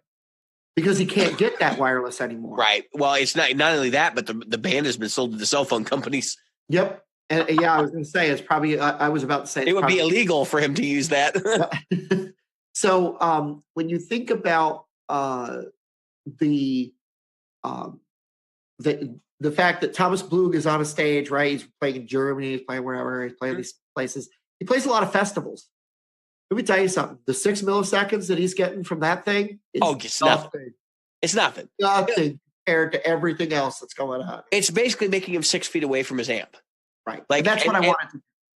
But I'm just pointing out, like he's talking about latency and like, digital processing has latency. Well, you're right. But so does your wireless system. So and it's the same argument that we were trying to protect ourselves against from people in the group, which is that all digital pedals add latency. No shit, Sherlock. How about that? We should put him on the spot at GearFest if he's there and just say, "Hey, I'm just going to tease him about it a little bit. I'm going to tease him about. If he goes to dinner with us or something, I want to tease him about it a little bit. Yeah, and just be like, "Hey, look, I know you're right. Like I know you're absolutely right, but you're using the X5, and that's like 6 milliseconds worth of latency. My thing with the X5 that kind of turns me off. So it's $150, right? Yep. And I can get the Boss wireless for $180. The X5 is $150, and the funny part about it is you get lower dB sensitivity than the Boss unit, and it's 6 milliseconds rather than 2. I wouldn't have got it if it wasn't one of those deals of the day, and I got it for like $80. Oh no, I'm not, Jim. I'm not making fun of you. I'm saying when it came out, that was the only option if you wanted one for under $150. Yeah. So that's, To be honest, I've been thinking about getting the Line 6 one because you've got the cable. I'm talking about the high end. The G10, the real expensive one. You know what? The cable modeling's bullshit. Don't worry about it. The second thing is, I like the Line 6 product from them, but I've heard there are people I know who feel like it is not well made. And I know that they were big proponents of the Audio Technica systems, Yep. the one that used to have the floor pedal. But now that thing is no longer available, the Shure GLX is kind of the go-to. That's the one I'm looking at literally right now. Yeah, the GLX is probably what I would end up with if I was to get a Pro system. But you know what? Frankly, I'm probably still going to use cables on stage. But I mean, the PSM. So I'm looking at probably putting $2,000 into my personal monitoring system because you got to think. Yeah. And that's another thing. So you're talking about personal monitoring system, and if you go wireless monitoring, there's latency there too. Exactly. So and you're just not going to have wires on these big stages. Yeah, you can't. Right. So I mean, Jim's absolutely right. Like, when he says that this is not that big an issue, but at the same time, like you start adding these latencies up. So like let's worst case scenario, right? We talk about the Helix being right around 12 milliseconds or something. Yep. So worst case scenario, 12 milliseconds from the Helix. Then you've got your wireless system out front. So that's 14 milliseconds. And then you've got your wireless personal monitoring system. But wait, there's more. If you're running into one of these fancy digital mixers, they're going to have some latency there. And that can vary, right? So you could easily get to like 25 milliseconds if you're not careful. And that's when things start to get wonky, remember?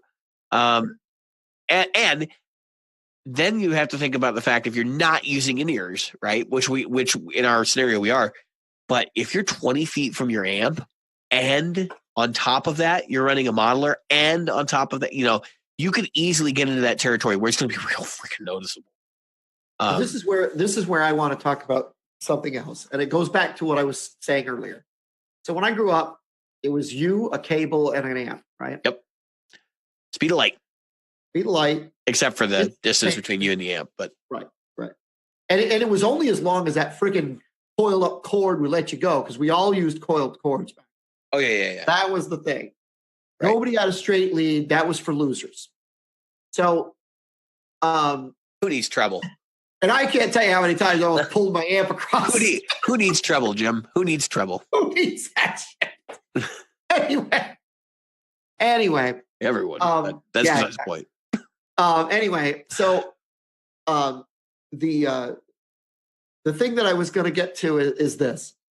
If you grew up, we have now, that's why I was talking about the year 2000. We have children. My sons were born in 2000. They don't know anything else. So when they look at this stuff, the built-in latency is something that's already there for them. That's in their brain. Right. If we grew up with it. Right. And I'm glad you brought that up in a discussion before we got to this episode, because I was waiting for you to bring it up in this one. If you grew up in an environment where this was typical. Yep. If you grew up always expecting 30 milliseconds between your guitar's pick hitting the strings and sound coming out of your speakers, this would be a non-issue for you. Correct. And that's what I'm trying to get. The funny thing is, I did grow up in that digital age. You did, but I never. So my first guitar and amp, I played through a keyboard amp, right? No effects, nothing like that. And then I got my first solid state combo. I played that for a year. And then I got a PV Rage, and I played that for, a year or half year. And I got a Vox Pathfinder. These are all solid state amps. Yeah. Because the digital amps that did exist back then were expensive. They weren't as expensive as your really nice tube amps, but they were pricey. I mean, they were $500. And so when I got my first digital amp, it actually was a little bit of a trip when I got my first tube amp, because I got that later. And then the tube amp always felt more like the solid state amps to me. I would say the solid state amps actually felt more immediate. But the funny thing about all of this is that, like, I should be straddling the line between all this stuff, because I've grown up on digital. Even though I started with solid state amps, but I basically grew up on digital. I had my main amp for like 10 years was a digital amp. Right. But if you think about this, who's the young guy in the group? The really young kid that Are you talking about Spencer Hyam? yeah. Okay. You think about Spencer, he's now a teenager still. And so Well, I think he's like 18 or something. He's that's what he's getting older, Jim. I know he's getting old. My son today, when his grandmother, because his birthday was this week, my mother called, wished him a happy birthday. He goes, "Yeah, I'm getting old. I'm 19." So yeah. Anyway, look at my face, priceless. Yeah, exactly, priceless. I wanted to say, oh, you. But anyway, so the point that I'm trying to make here is that with someone like Spencer, someone like my son, that they were only getting their first amps a few years ago. And so digital, when my dad gave me my first amp, it was that freaking piece of crap that was built into the case of the Silvertone that I got. So, but that feels different than a digital amp. And it felt completely different. And now you've got kids that have got that. So for me, and I'm not, and some people are affected more by it. For me, I don't really notice that latency. I do notice it once it becomes something problematic. Right. Something that feels like a ping pong, but I don't play real fast. So my expectation of the sound and the way that I play and everything else, completely different thing. And we can talk about, because I think that's the next thing, really for discussion is not necessarily latency, but the response of the amp to your playing as you were talking about compression. And so anyway, I think I have a better slant on this. Yeah. Comparing my Helix to my Mark V. So the Helix does a modeled sound of the speaker cabinet, right? And we've talked about, why people are wanting FR because they're saying, well, I just want a loud PA speaker because it already is doing my, my cabinet and microphone choice. Basically sounds like a CD, like what you would get when you buy an album, listen to the record, which is fine. Look, that absolutely has a place, especially on silent stages. But what I think is really, really funny is that just being back and forth between a model and the real amp, the treble response is all freaking wrong. Because my amp right now puts out some really weird stuff above like 11K. And I can hear it. It sounds like razor blades. But it's done, it's so quiet in the mix that like you don't notice it. What it does is it highlights certain mid frequencies and brings those up, and like they're harmonics. It details them to the ear. Right. So in the Helix, I'd be cutting all those harmonics out because I'm like, I want a recorded tone. Like this is supposed to sound like what's on the record. And basically, most of your producers are rolling off everything above 7K. So somewhere between 9 and 5K, they're rolling off, and that's okay. Like it's a totally different thing. It's not supposed to sound the same. Nope. I get it, and I think that's part of like my immediate response to it was, and then I think the gain structure, because I don't have a speaker being driven, a speaker model being driven, and all this. I think the gain structure is quite a bit different, but that's also has to do with the attack and that kind of thing. Yep. So, and you get to a perfect perfect point, and that is that it's very different, a very different feel. Different feel, different technology. Right. We shouldn't expect them to be identical, but they're both valid. And I can't take my Mark V and do this trick. Here's one for you, Jim. Take 4 of the big muffs, put them in line, and then put a couple of delays after it, and then play like the music from Blade Runner, because you basically turn your guitar into a square wave at that point. But this goes back to a discussion that's a broader discussion, and that is, let's say you're a sound engineer, right, or a producer or whatever, your band. You go, am I going to use triggers and samples, or am I going to use live drums?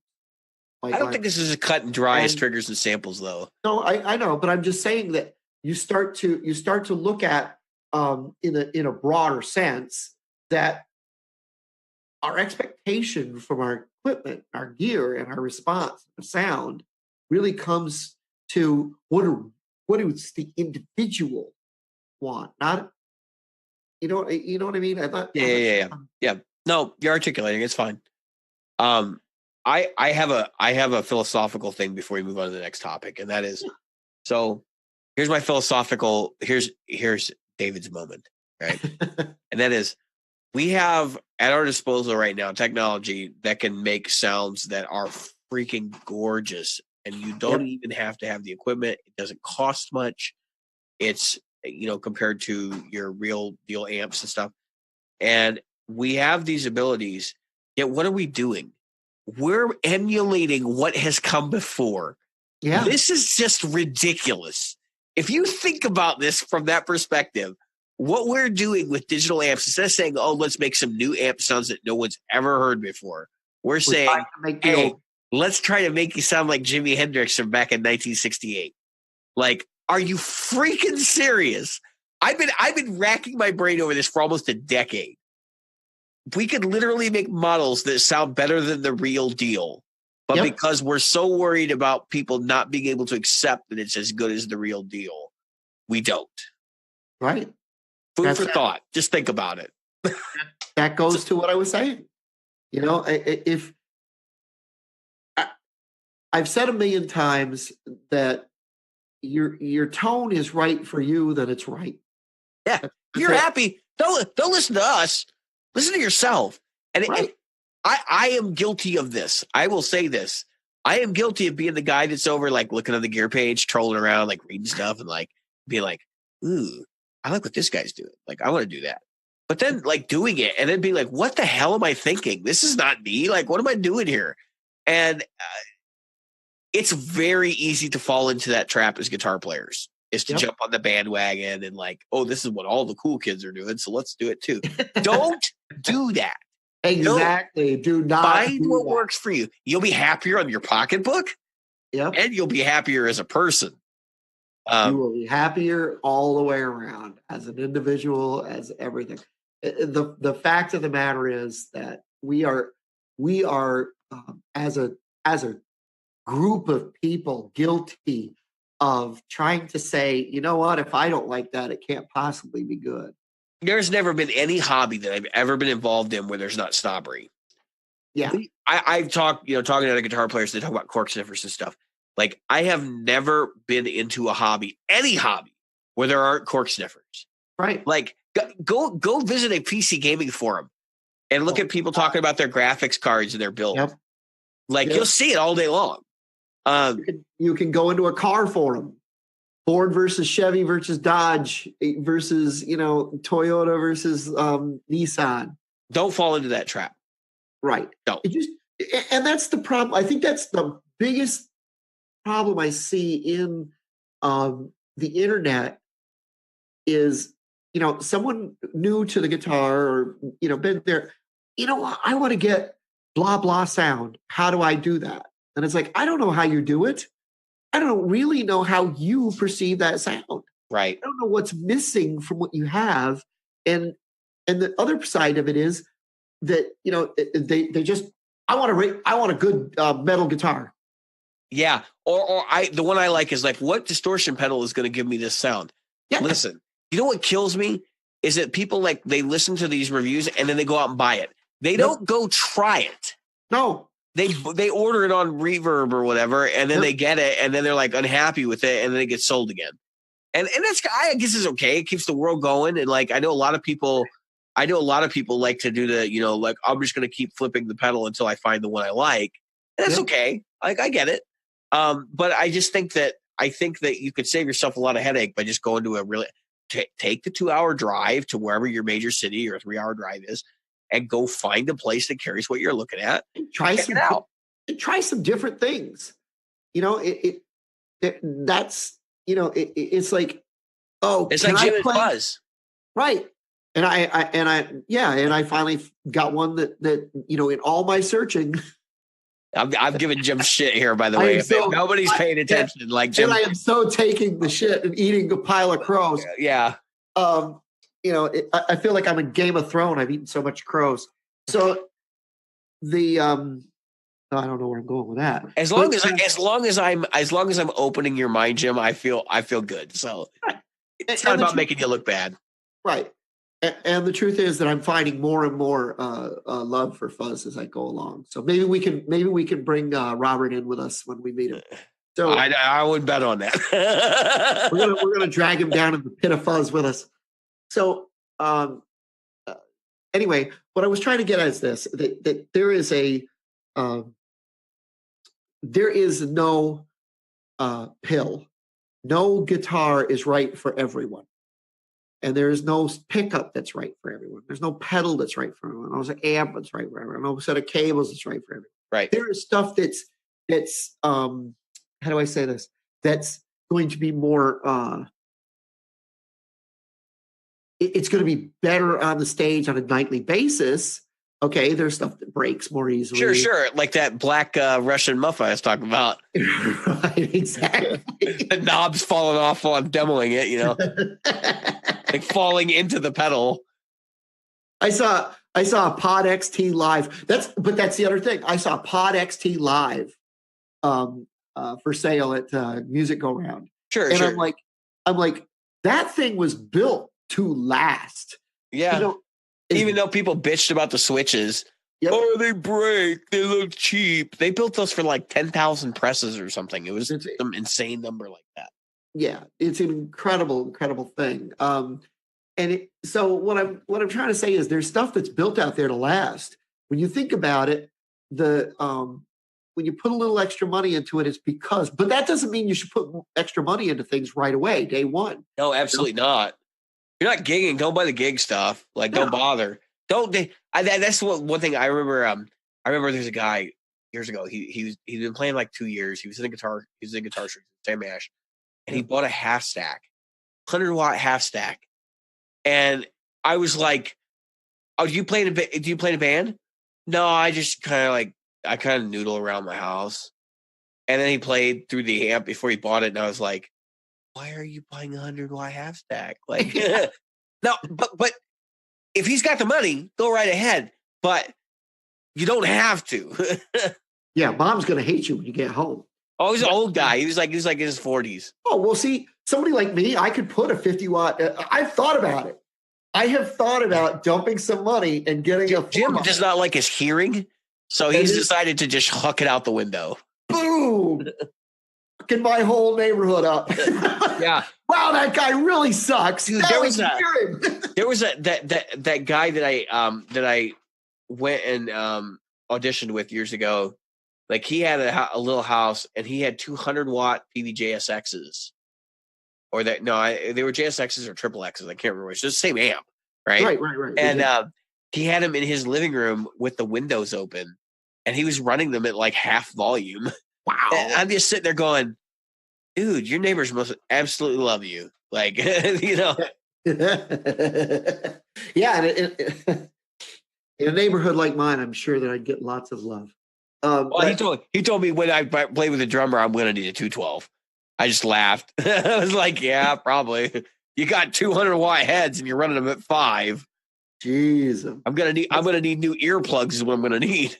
Who's he playing with? Animal? Dave Grohl? I mean, holy shit. I'm surprised you'd be able to hear the drummer. Yeah, that would be my thing. Oh, well, you don't need to hear the drummer.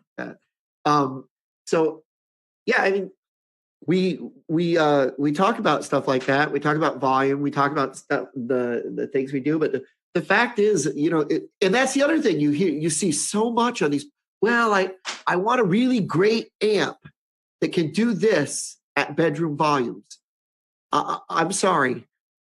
There are certain things you can't do at bedroom volumes. It's just not going to happen. And it's okay. You should be okay with that. You should be able to, you want to do your playing better, not your, so this week at rehearsal of the variety band, the drummer said to me, he goes, Jim, how come you don't have, we were doing the Bitches Back by Elton John. He goes, how come you don't have that really high end jangly sound the guy is doing? I just looked at him with this look like, seriously? And he goes, no, really, how come your guitar doesn't sound high and jangly like that? I said, well, first of all, he's playing a Stratocaster through a really loud yet very clean Fender amp. Yeah. And he's also tuned to open G and playing the G chord on the 12th fret, tuned down a half step. I am playing in standard tuning on a Paul Reed Smith through a 12-inch cabinet. I have a very different rig. How do you expect me to do that? And he could not fathom that I could not get that jangly sound. And I wanted to. I said to him, I said, "Well, if you guys need a guy that's got a Fender Tweed and a Stratocaster and is only going to play with no pedals, well, I'm not your guy. So I'll just walk away." It got pretty heated. I was pretty pissed because I thought at first he was just going to pull my chain, but then he started, oh, well, we really got to. I was like, yeah, you.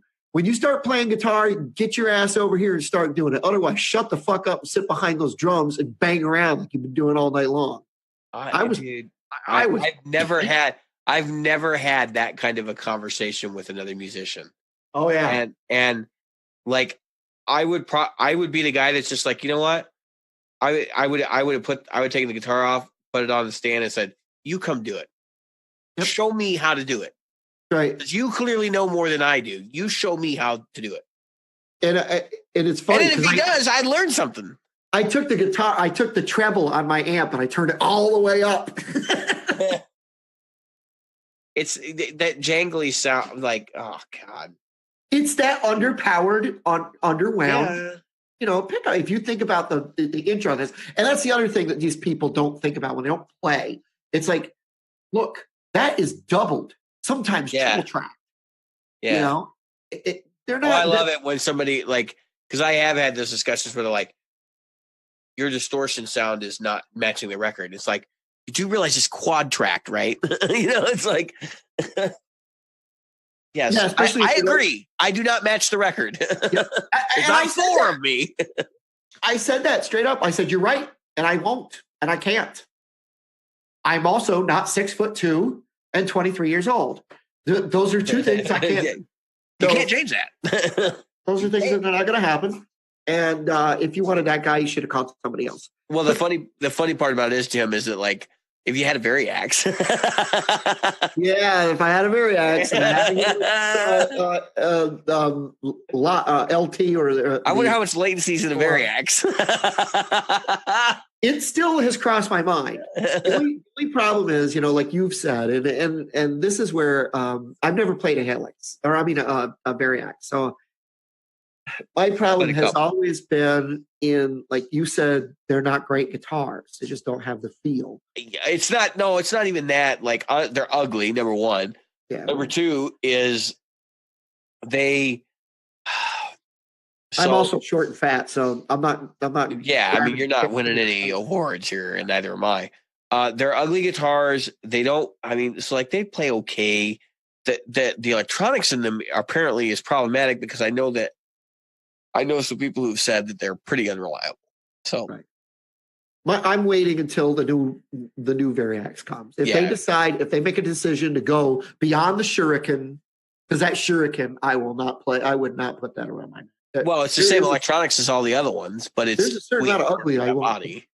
Yeah, it's just a fugly guitar. Yeah, those things. If I wanted a can opener, I'd go to the Walmart and get myself a can opener. Yeah, I'm hoping that they take the Pacifica, like you said, and turn the. You mean the RevStar? Or RevStar. Yeah. They already have the Pacifica. That's the standard. Yeah, that's what I meant. The RevStar. But anyway, yeah, I couldn't believe I was having that conversation with a man that's over 50 years old and having to explain that. He was just probably having a bad day. But he's the same guy that earlier in the week I said, hey, and all I said was, hey, there's somebody that's got a set of, because he doesn't have, he's got one set of drums and it's in the rehearsal space. So when we got a gig, He's got to take him out of the rehearsal space. He's got to bring him back in the rehearsal space. He's got to set him back up. That's why he's pissed, because you made a gear suggestion to him, Jim. And so now he's going to look for any opportunity he can to fuck with you. He doesn't come in and set it up like before we get there. He comes in at the same time we get there. I'm like, I'm not sure why we're even here tonight, because we're going to spend all night watching this guy set up his drums, because he's one of those guys. He's like, tweak, tweak, tweak, tweak, tweak, tweak, tweak, tweak. I was like, I have never seen a drummer take so fucking long. And so when I got, I said, hey, there's a kit, there's electronic kit that'll knock the noise down indoors, and it'll oh, well, I can only play on my kit. That's the only thing I can play on. Blah, blah, blah. No shit. That's why it takes you 50 minutes to set up. So then don't tell me. It took him, we were doing our first gig together. I knew, I was like, oh God, I hope we find another drummer. We were setting up. It took him so long, we didn't get a sound check. And we were the only fucking band. You know what? That kind of shit's inexcusable, because especially for drummers, like every drummer I know plays on other kits. They go to an open mic, they sit down, they play the kit that's there. Yep. Like, what the hell? Yep. Nobody. They have a cocktail kit. Your kids don't feel that different. I'm not a drummer. Whatever. But I don't, and that's what I said to him. I said, I'm not a drummer. I don't tell you how to drum. No, you tell him how to set up. Faster. I wanted to, because he dropped his key so many times. Luckily, my kid was there to pick it up for him every time he dropped it. Yeah. He kept dropping his drum key. It's like, how do fucking keep dropping drum?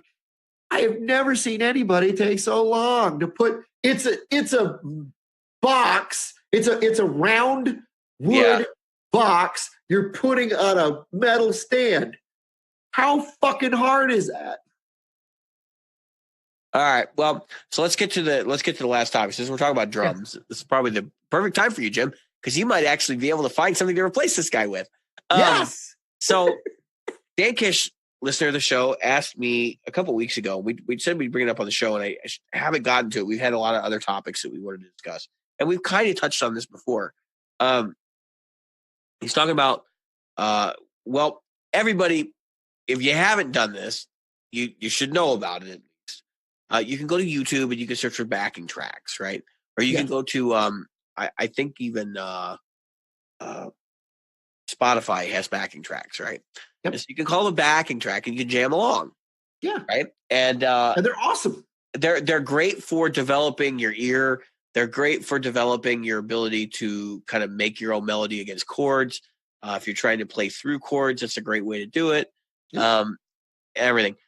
Well, Dan was asking, so there's products now aimed at guitar players that kind of do the same things as backing tracks.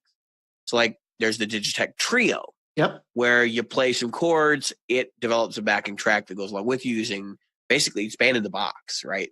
Right. It is literally the same as the Band in the Box software. They own Band in the Box, and so Band in the Box is actually there's a little sticker on it. This is Band in the Box, powered by Band in the Box, right? So similar idea. And when this pedal came out, they sold a lot of them. People were really excited about this thing, and so they've actually made a couple of iterations of this pedal. There's the Trio Plus. I just thought about that. Digitech's going to go out of business. That's going to be. I think Band in the Box will get sold off. Yeah, because I think that's a very popular software, or somebody else will be doing a similar thing. Yep. Because I want Band in the Box. I'm a big fan of that software. That's one pedal I've kind of thought about grabbing. Was the Trio? Yeah, I have one. So you like it? We're getting there. So there's a couple others. I think there's like a D drum pedal, which is like a trigger that you can use to have drums going along with what you're doing. And then there's the Beat Buddy, which is just drums, no bass. That's the cool thing about the Trio is it'll generate a bass pattern. Right. And then some of them have a looper built in, so you can actually loop your guitar part. Yep. And I've always, like, even going back to when I was much younger and products like this didn't exist, I used a Zoom drum machine that had a through on it, and I could run that into my amplifier for just jamming along, and I could program bass patterns, and I could use the inbuilt patterns and stuff to jam along. I think the appeal of the trio is you don't have to think about it. Right. You turn it on, you play your riff, and then you hit it again, and then all of a sudden you got backing, you know? Yep. The thing I don't like, so people are asking, like, Kish was wanting to know whether the trio was worth buying. I think if you get a good price on it, yes. It's comical sometimes when it mishears what you're doing. If your guitar is set up properly and you're playing chords that are clear and consistent for it to hear, and your rhythm is good enough, I think it's less comical. But every once in a while, it'll just do something stupid, like you can laugh at it. But this is not. You can't use a trio live, right? Right. That's not what it's for. If you could save a song in a trio, like let's say you could have like a bank of 10 songs or 20 songs, and then you could play the chords, and then you could construct a set that way. But the problem with the trio is it has no bank of anything like that. It doesn't save the progression. It doesn't save the backing track it makes for you. It just does it once, and then you move on. Yep. And so they've come up with some other iterations. And this is why I have problems with the trio. So none of my songs are just same chorus over and over and over, like a 12-bar blues, right? This pedal is great for that, by the way, because it could do 12-bar blues all day long. And so you can't set up like verses. You can't set up a bridge. I know some of the later iterations have some of that functionality in them, but I think it's fairly limited. You even if you're going to put in a chord progression, it's limited to the amount of time that the progression can last, or the riff can last. Yeah. So these are the limitations you got to be aware of before you buy one. I recommend it, actually. I think it's a cool pedal. I think you can get them cheap. I got mine for like $50. Sweetwater was blowing them out. How much? But I don't have the Trio Plus or anything like that. I just have the original Trio that I don't think they make anymore. But it's not a gigging tool. So I think for a lot of people, the price of entry is like a little too much money, because it's, if it's aimed at like beginners and younger players who like want to be able to jam with people that don't know what that feels like and those kind of things. Right. The one with the looper in it is $300. Yes, that's the really expensive one, and that's gear. They want that one to be for like the professional musician type, but that is not something I would be using in a gig situation. I would much rather come in with actual tracks. Yep. On an iPod or something. Yep. Or even just MIDI being played back through a keyboard, like a keyboard sequencer, because it's consistent. I don't have to worry about whether it's going to screw up and give me some stupid lame pattern. And because if it mishears you, you're screwed. Or if there's nothing you can do about it. Yeah, you blow a chord. I tell you. Well, you're not going to blow a chord, but if it mishears you, and that's the thing, it does mishear you. So if it hears the pick noise louder than it hears the harmonics of the string, like you could get some weird stuff, and or like it'll screw up the rhythm real bad. That's my favorite one, is like it'll screw up the rhythm. But overall, I think it's a cool tool. If you could get one for an inexpensive price, like it's totally worth it. I think the Beat Buddy is probably a little bit more consistent if you're actually going to use something on stage, because the Beat Buddy you can actually import MIDI to it, and so you can put your drum sounds, like not your drum sounds, but your rhythms, and just like flash them to the device, and then I think it's on SD card even. So you just put an SD card in there, and then away you go. I have the Digitech, the Harmony, or no, this is not the Harmony. It's the Jam Man or whatever, and it's got an SD card slot, and I can put songs on there, and the loop time is outrageous, and I could literally load up songs and just hit play once and trigger the songs right from the loop pedal. Yep, the Jam Man is one that does that. Is that the one you're talking about? Yep, that's what I got. Yeah, that's a fantastic pedal. If you're going to use loops, either that or the RC3, which also has a 3-hour memory in it. I mean, you've got to. Yeah, but it's on board, and so you can't load up. You can't like preload your songs on there. Well, you can play them. You got. I'm talking about. I can literally take tracks. I can, like an iPod. Right, you could do that with the RC3. You hook it up with the USB, and then Oh, you can throw up to 3 hours of music on it. okay. So, and they can be individual loops and everything else. So, of the two, I would go with the Jam Man, the blue Jam Man, just because its interface is a little easier for you, especially if you get the four button Yeah, I jam. mean, I don't have any love for either one. I think if they both do the same thing, like they're both cool tools. Pick one. Pick the one you like the best. Yeah, the bosses. I think the Jam Man is only 16-bit, 16-bit 44.1, which is CD quality audio. Yep. I think the Boss one might actually be 24-bit. So Which it depends. I mean, if you're doing a solo gig in a coffee house, who cares? nobody's going to be able to hear it through the PA anyway. Yeah, so it doesn't make a difference. But the cheapest I'm finding a Trio Plus band creator on Reverb is just under $200 with shipping. Yeah, we were talking about $189.99. So you're talking about $10.01 cheaper. Yeah. So, and that's a used one in Brooklyn, New York. If you want to run and grab it, to Brooklyn, New York. But I'll tell you right now, you'll see them on Craigslist from time to time, way cheaper than that. Yeah, because people buy them when they first start playing guitar and they use them for a while, and then they get rid of them. The problem is because they're getting rid of their instrument too. I honestly can't believe they hold that much value given the number of them that are online available. Yeah, I mean, honestly, like you can go get a really nice drum machine from Boss Roland or from Zoom. Does Zoom still make that? Because that was an awesome. I had one of those when I was playing bass, yeah, I think Zoom still makes a couple of different drum machines. Yeah, and then we get the Alesis, the SR202 or whatever it was, the one that's really popular that people have been using since the 80s. Like Def Leppard used that one or something for doing drum sounds on something.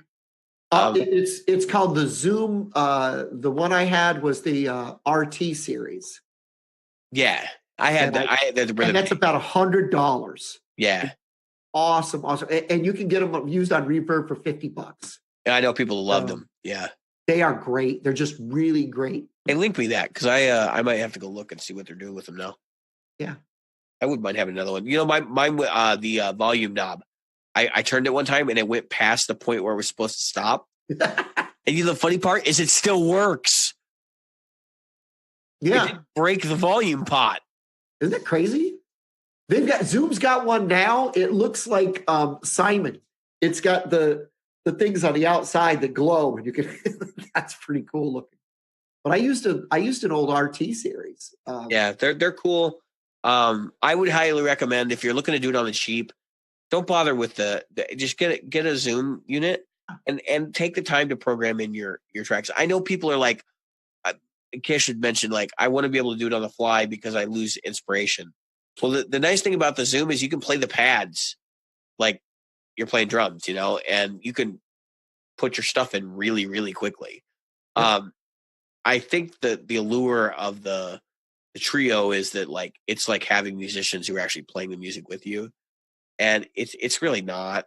If it were, like, I would be all over it and using mine all the time, but I don't use it very much. No, so we both have a really good looper built into the Helix system. It's all right. I mean, I use the looper, but, like, again, I'm still struggling with the same problem, which is that I don't have enough time to do like a full song, and it doesn't save loops. No, absolutely correct. If I'm going to build a loop, I'm going to record it. Like the one that I did for the pedal or the pickup demo thing I did. Yeah, I just threw it into Ableton. I created it, then I looped it in Ableton because I can just copy and paste that thing. I can tell Ableton loop it forever, and then I can play over it. And again, some of the best loops around is you can just YouTube a loop and find them. Whether you want D minor, F sharp, whatever, it doesn't matter. Yeah, whatever you want to play, a Dorian, a Locrian, Aeolian. And if you don't know what that is, just listen. That's a good way to do it. See if it's you'll find out as you play along, and you go, "Oh, that's a crappy note in that progression." Yeah. So that one that I sent you, I think that's the one I had. That's an older model. Yeah, I had an RT. I had the C2. I think I had, yeah. They made. I think that was like the 123 or something. Yeah, there was the 123, the 224, I don't know. So many of them. There's the RT3. Well, the RT223 is discontinued. Yep. So, but there's there's tons of them out there. Get a used one. They're cheap. They're like $50. Exactly. So if you can play the pads and play and then use the quantize function in the unit, that's right. It's going to be a lot better than trying to do it with a DAW to get inspiration. You can YouTube yourself how to on quantizing your pads, and then all you have to do is you as long as you're close. Yeah, I don't even know if you have to like YouTube to find out how to quantize. I mean, they're pretty intuitive. Yep. So yep. I really like. That's what I found. I kind of miss mine. Well, I still have mine actually. I have one, but it's an Alesis. I have an old Alesis. I'm thinking I might buy one of these. I have one. It's in the. I need to dig it out. It's in storage. Yeah. And so for loopers, I mean, and that's the thing. What are you trying to do with a loop? Are you trying to write the song in the moment?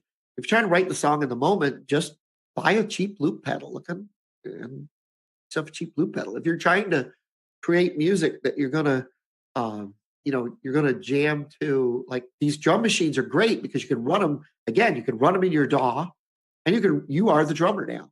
I used to like so I had one of the old Yamaha portable arranger keyboards.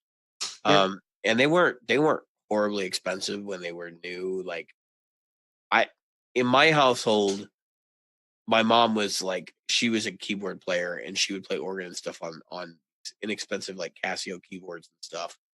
And to her, they were like, these were professional machines, but for me, like, they were like, knowing what a synth really is, like, I'm kind of like, yeah, they're nice, but they're not something you would track with. But the cool thing is they all had a sequencer. And so when I was first starting to learn to play guitar, like, the first thing I did was I figured out how to use a sequencer on those guys. Yep. And that was my first forays into like understanding music theory and understanding rhythms and all that. And actually the one that she still I believe she still has it. It has a floppy drive on it. So I would put out 2.5 inch, or like the smaller floppy disk, I put it in there, and I would save my MIDI files. I'd actually go and make them on a computer and then go and import them over there or play them back over there. And I could use all the portable arrangement features that were on the unit, all sorts of fun stuff. Or I would track over there and then I would go take it and put it in my DAW, which was really cool. Like, I made a lot of music doing that. You got to give kind of a pain in the ass, but yeah, you got to give credit to whoever created MIDI, because that's been around a long time. Yeah, dude. Since like 84, I think is when it was ratified. Yeah, somewhere in the 80s, somewhere in the early 80s. Might have been earlier than that. It might have been 83. It might have been 84. I want to say it might have been 83, but I know I remember hearing about MIDI in 83. They were, I think there was a draft MIDI standard before there was actually a. Because I remember seeing so they were like, "Yeah, we're going to be MIDI compatible," or "We're MIDI." Going back to my college days and trying to remember from Yamaha, or I want to say it was Yamaha and Casio. So in the early 1980s, there was a movement to do this because if you guys are guitar players, you might not necessarily know this, but the whole thing was like, if you had a Moog, it couldn't communicate with a Roland, it couldn't communicate with any of the other companies, Oberheim or Yamaha or Korg or Sinclair or Kawai. So they needed a language to talk. And like a lot of people said, it would never happen because they all wanted to keep everything proprietary. But they started development of MIDI in 1982. It was being demonstrated in 83. I think it was ratified No, it actually was ratified and released in 1983.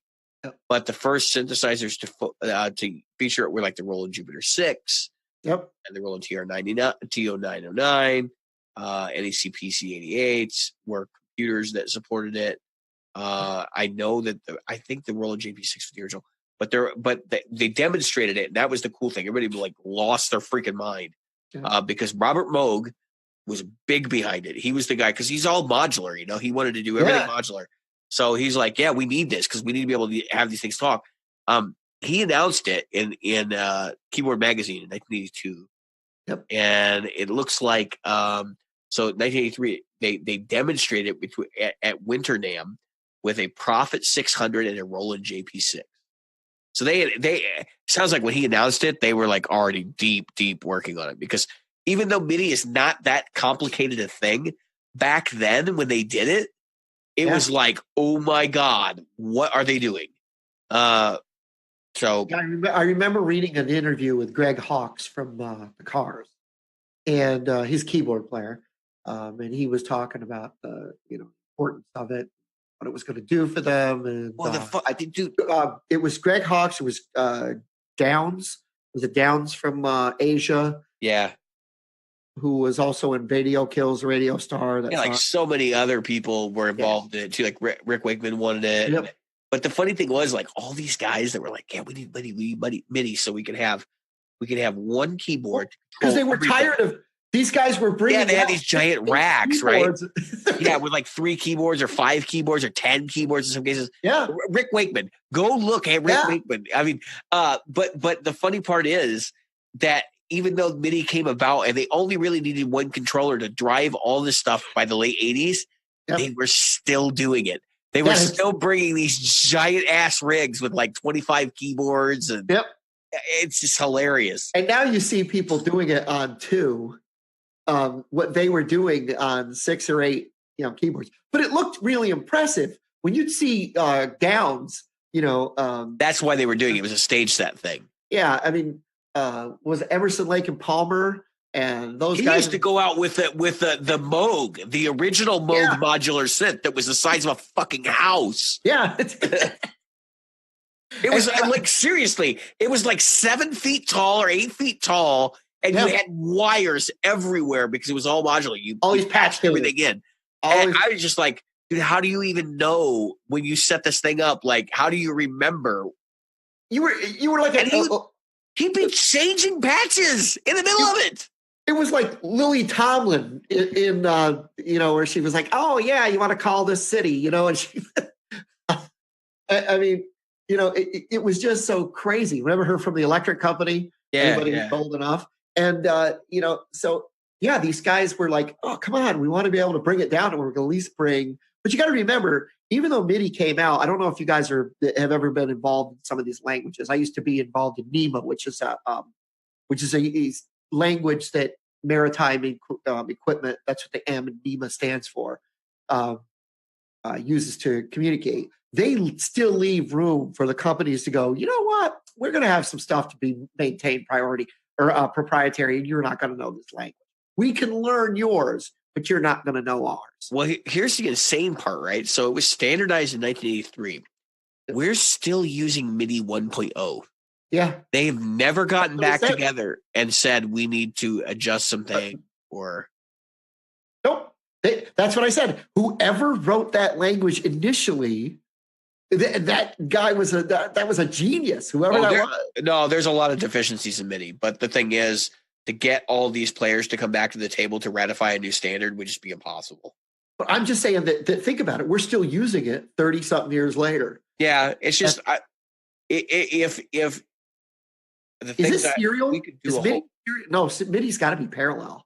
Is that 8-bit with parity? Is that what the 9 pins are? I can't even remember, man. Like I used to know all that. I'm just curious. I'm looking to see. I think it's serial.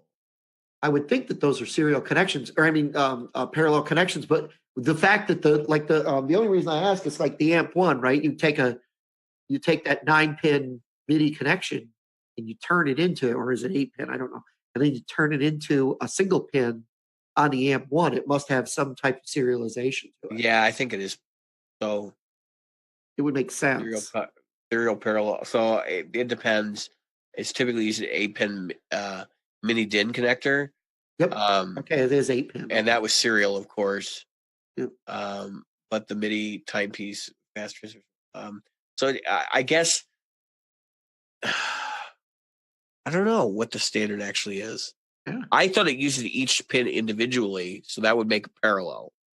Right. That's what I But it said. also, I I think it wondered. also has it has a ground in there too, of course. But you can make, you can have 8 pins and have still have serial communication over it. It might be that the MIDI standard doesn't use all the pins. I don't know. I don't Oh know my enough God. about.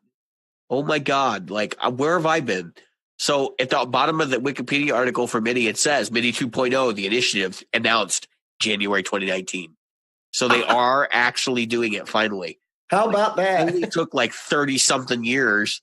And it's You know going to what's have gonna, auto configuration, new DAW web integrations, extended resolution, increased expressiveness, tighter timing, which is the one thing I've always bitched about. All while maintaining a higher priority on backward compatibility. So, two of those things exactly what I was going to ask. What is the clock speed? And DAWs must need something more for MIDI. well, it's not so much the clock speed, is that like the way it segments things, we could go much higher resolution now with modern technology. And then the other thing is like the fact that you still have to have like if you're going to plug MIDI into your DAW, you still have to have like a template file to know how to communicate with the device. You should be able to feed that directly from the device into the system. That's got to be that automated. That's exactly what that is. When we're talking about auto configuration, that is massive. Like that is going to change music massive. Because imagine your Helix, right? You want to control your amp one, they talk to each other. It just automatically knows what the hell it's doing. Right. Instead of having to learn about each other. Yeah, so MIDI originally was designed for synthesizer to synthesizer communication, which means that it was like no on and off messages, velocity, stuff like that.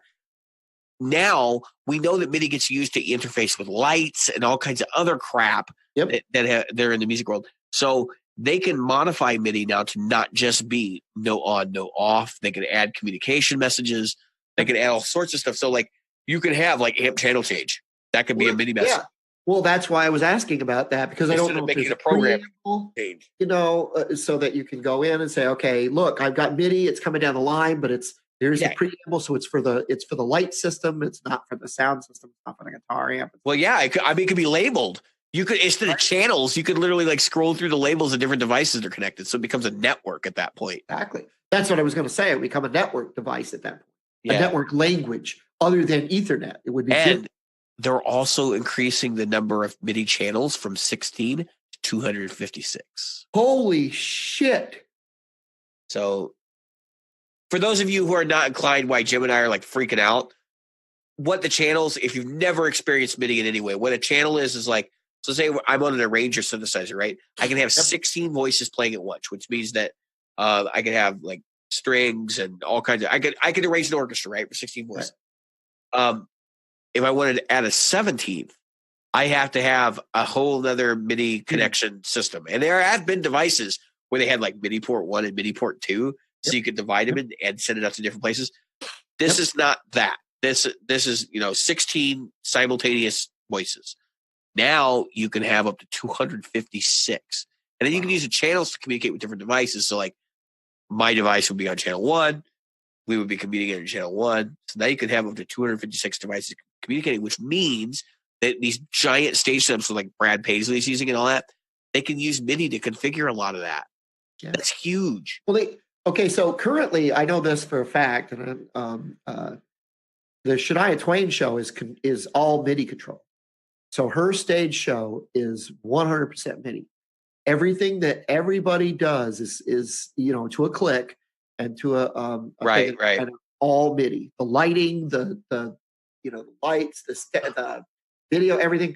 So all I can say is that's why I'm saying, holy shit, the control that you'd have with 256 MIDI channels would just be stellar. Well, I mean, even if they exchange, so like the resolution. So like, all right. If you play a keyboard hit, if you play one note in MIDI and you're using a note on, note off, the max resolution you get is it sends a message out how hard you press.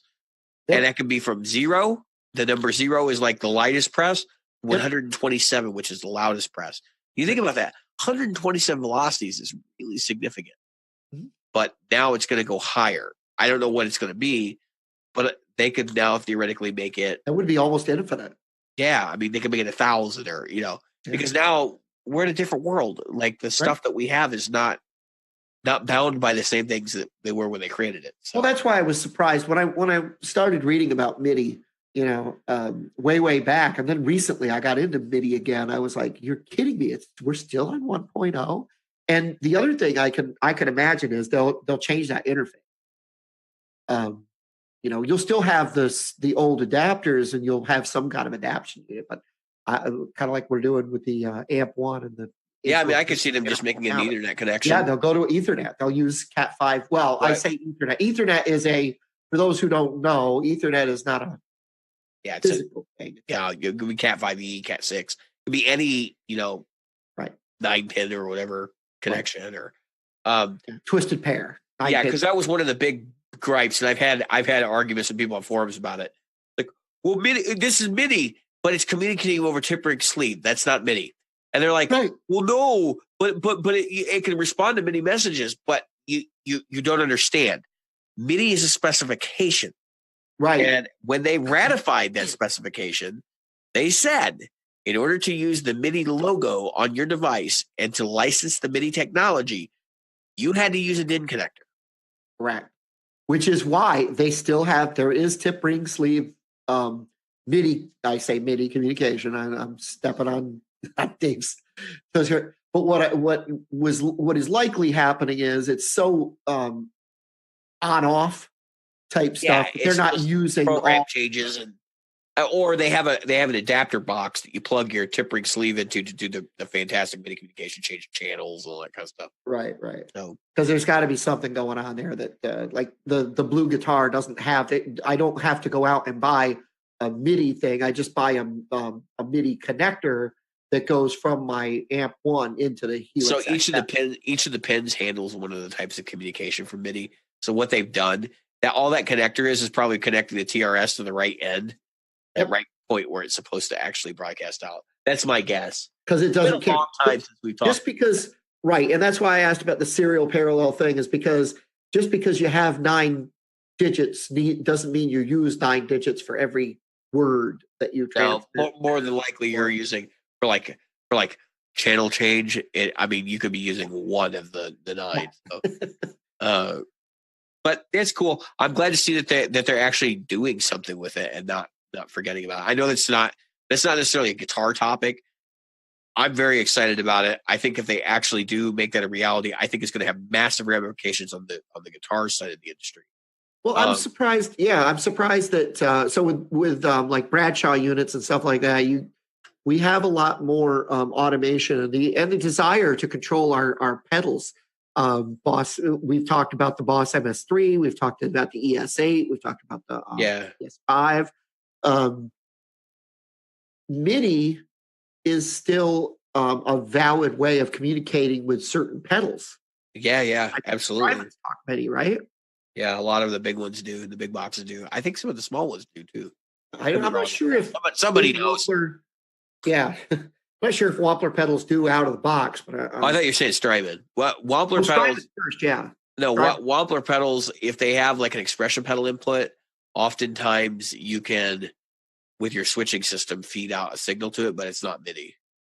Right. That's a completely different thing. Right. Anyway, that's what I was asking. Anyway, we're hitting our mark here, so I hope you enjoyed our discussion of shit that doesn't belong with guitar and MIDI. And I hope we didn't swear too much for you tonight. We probably did. I was a sailor this evening, just like Jim. Except for my fucking drummer. Jim was a real sailor. Yeah, I went right off on that guy. He's rubbing off on me apparently. So I swear like one now.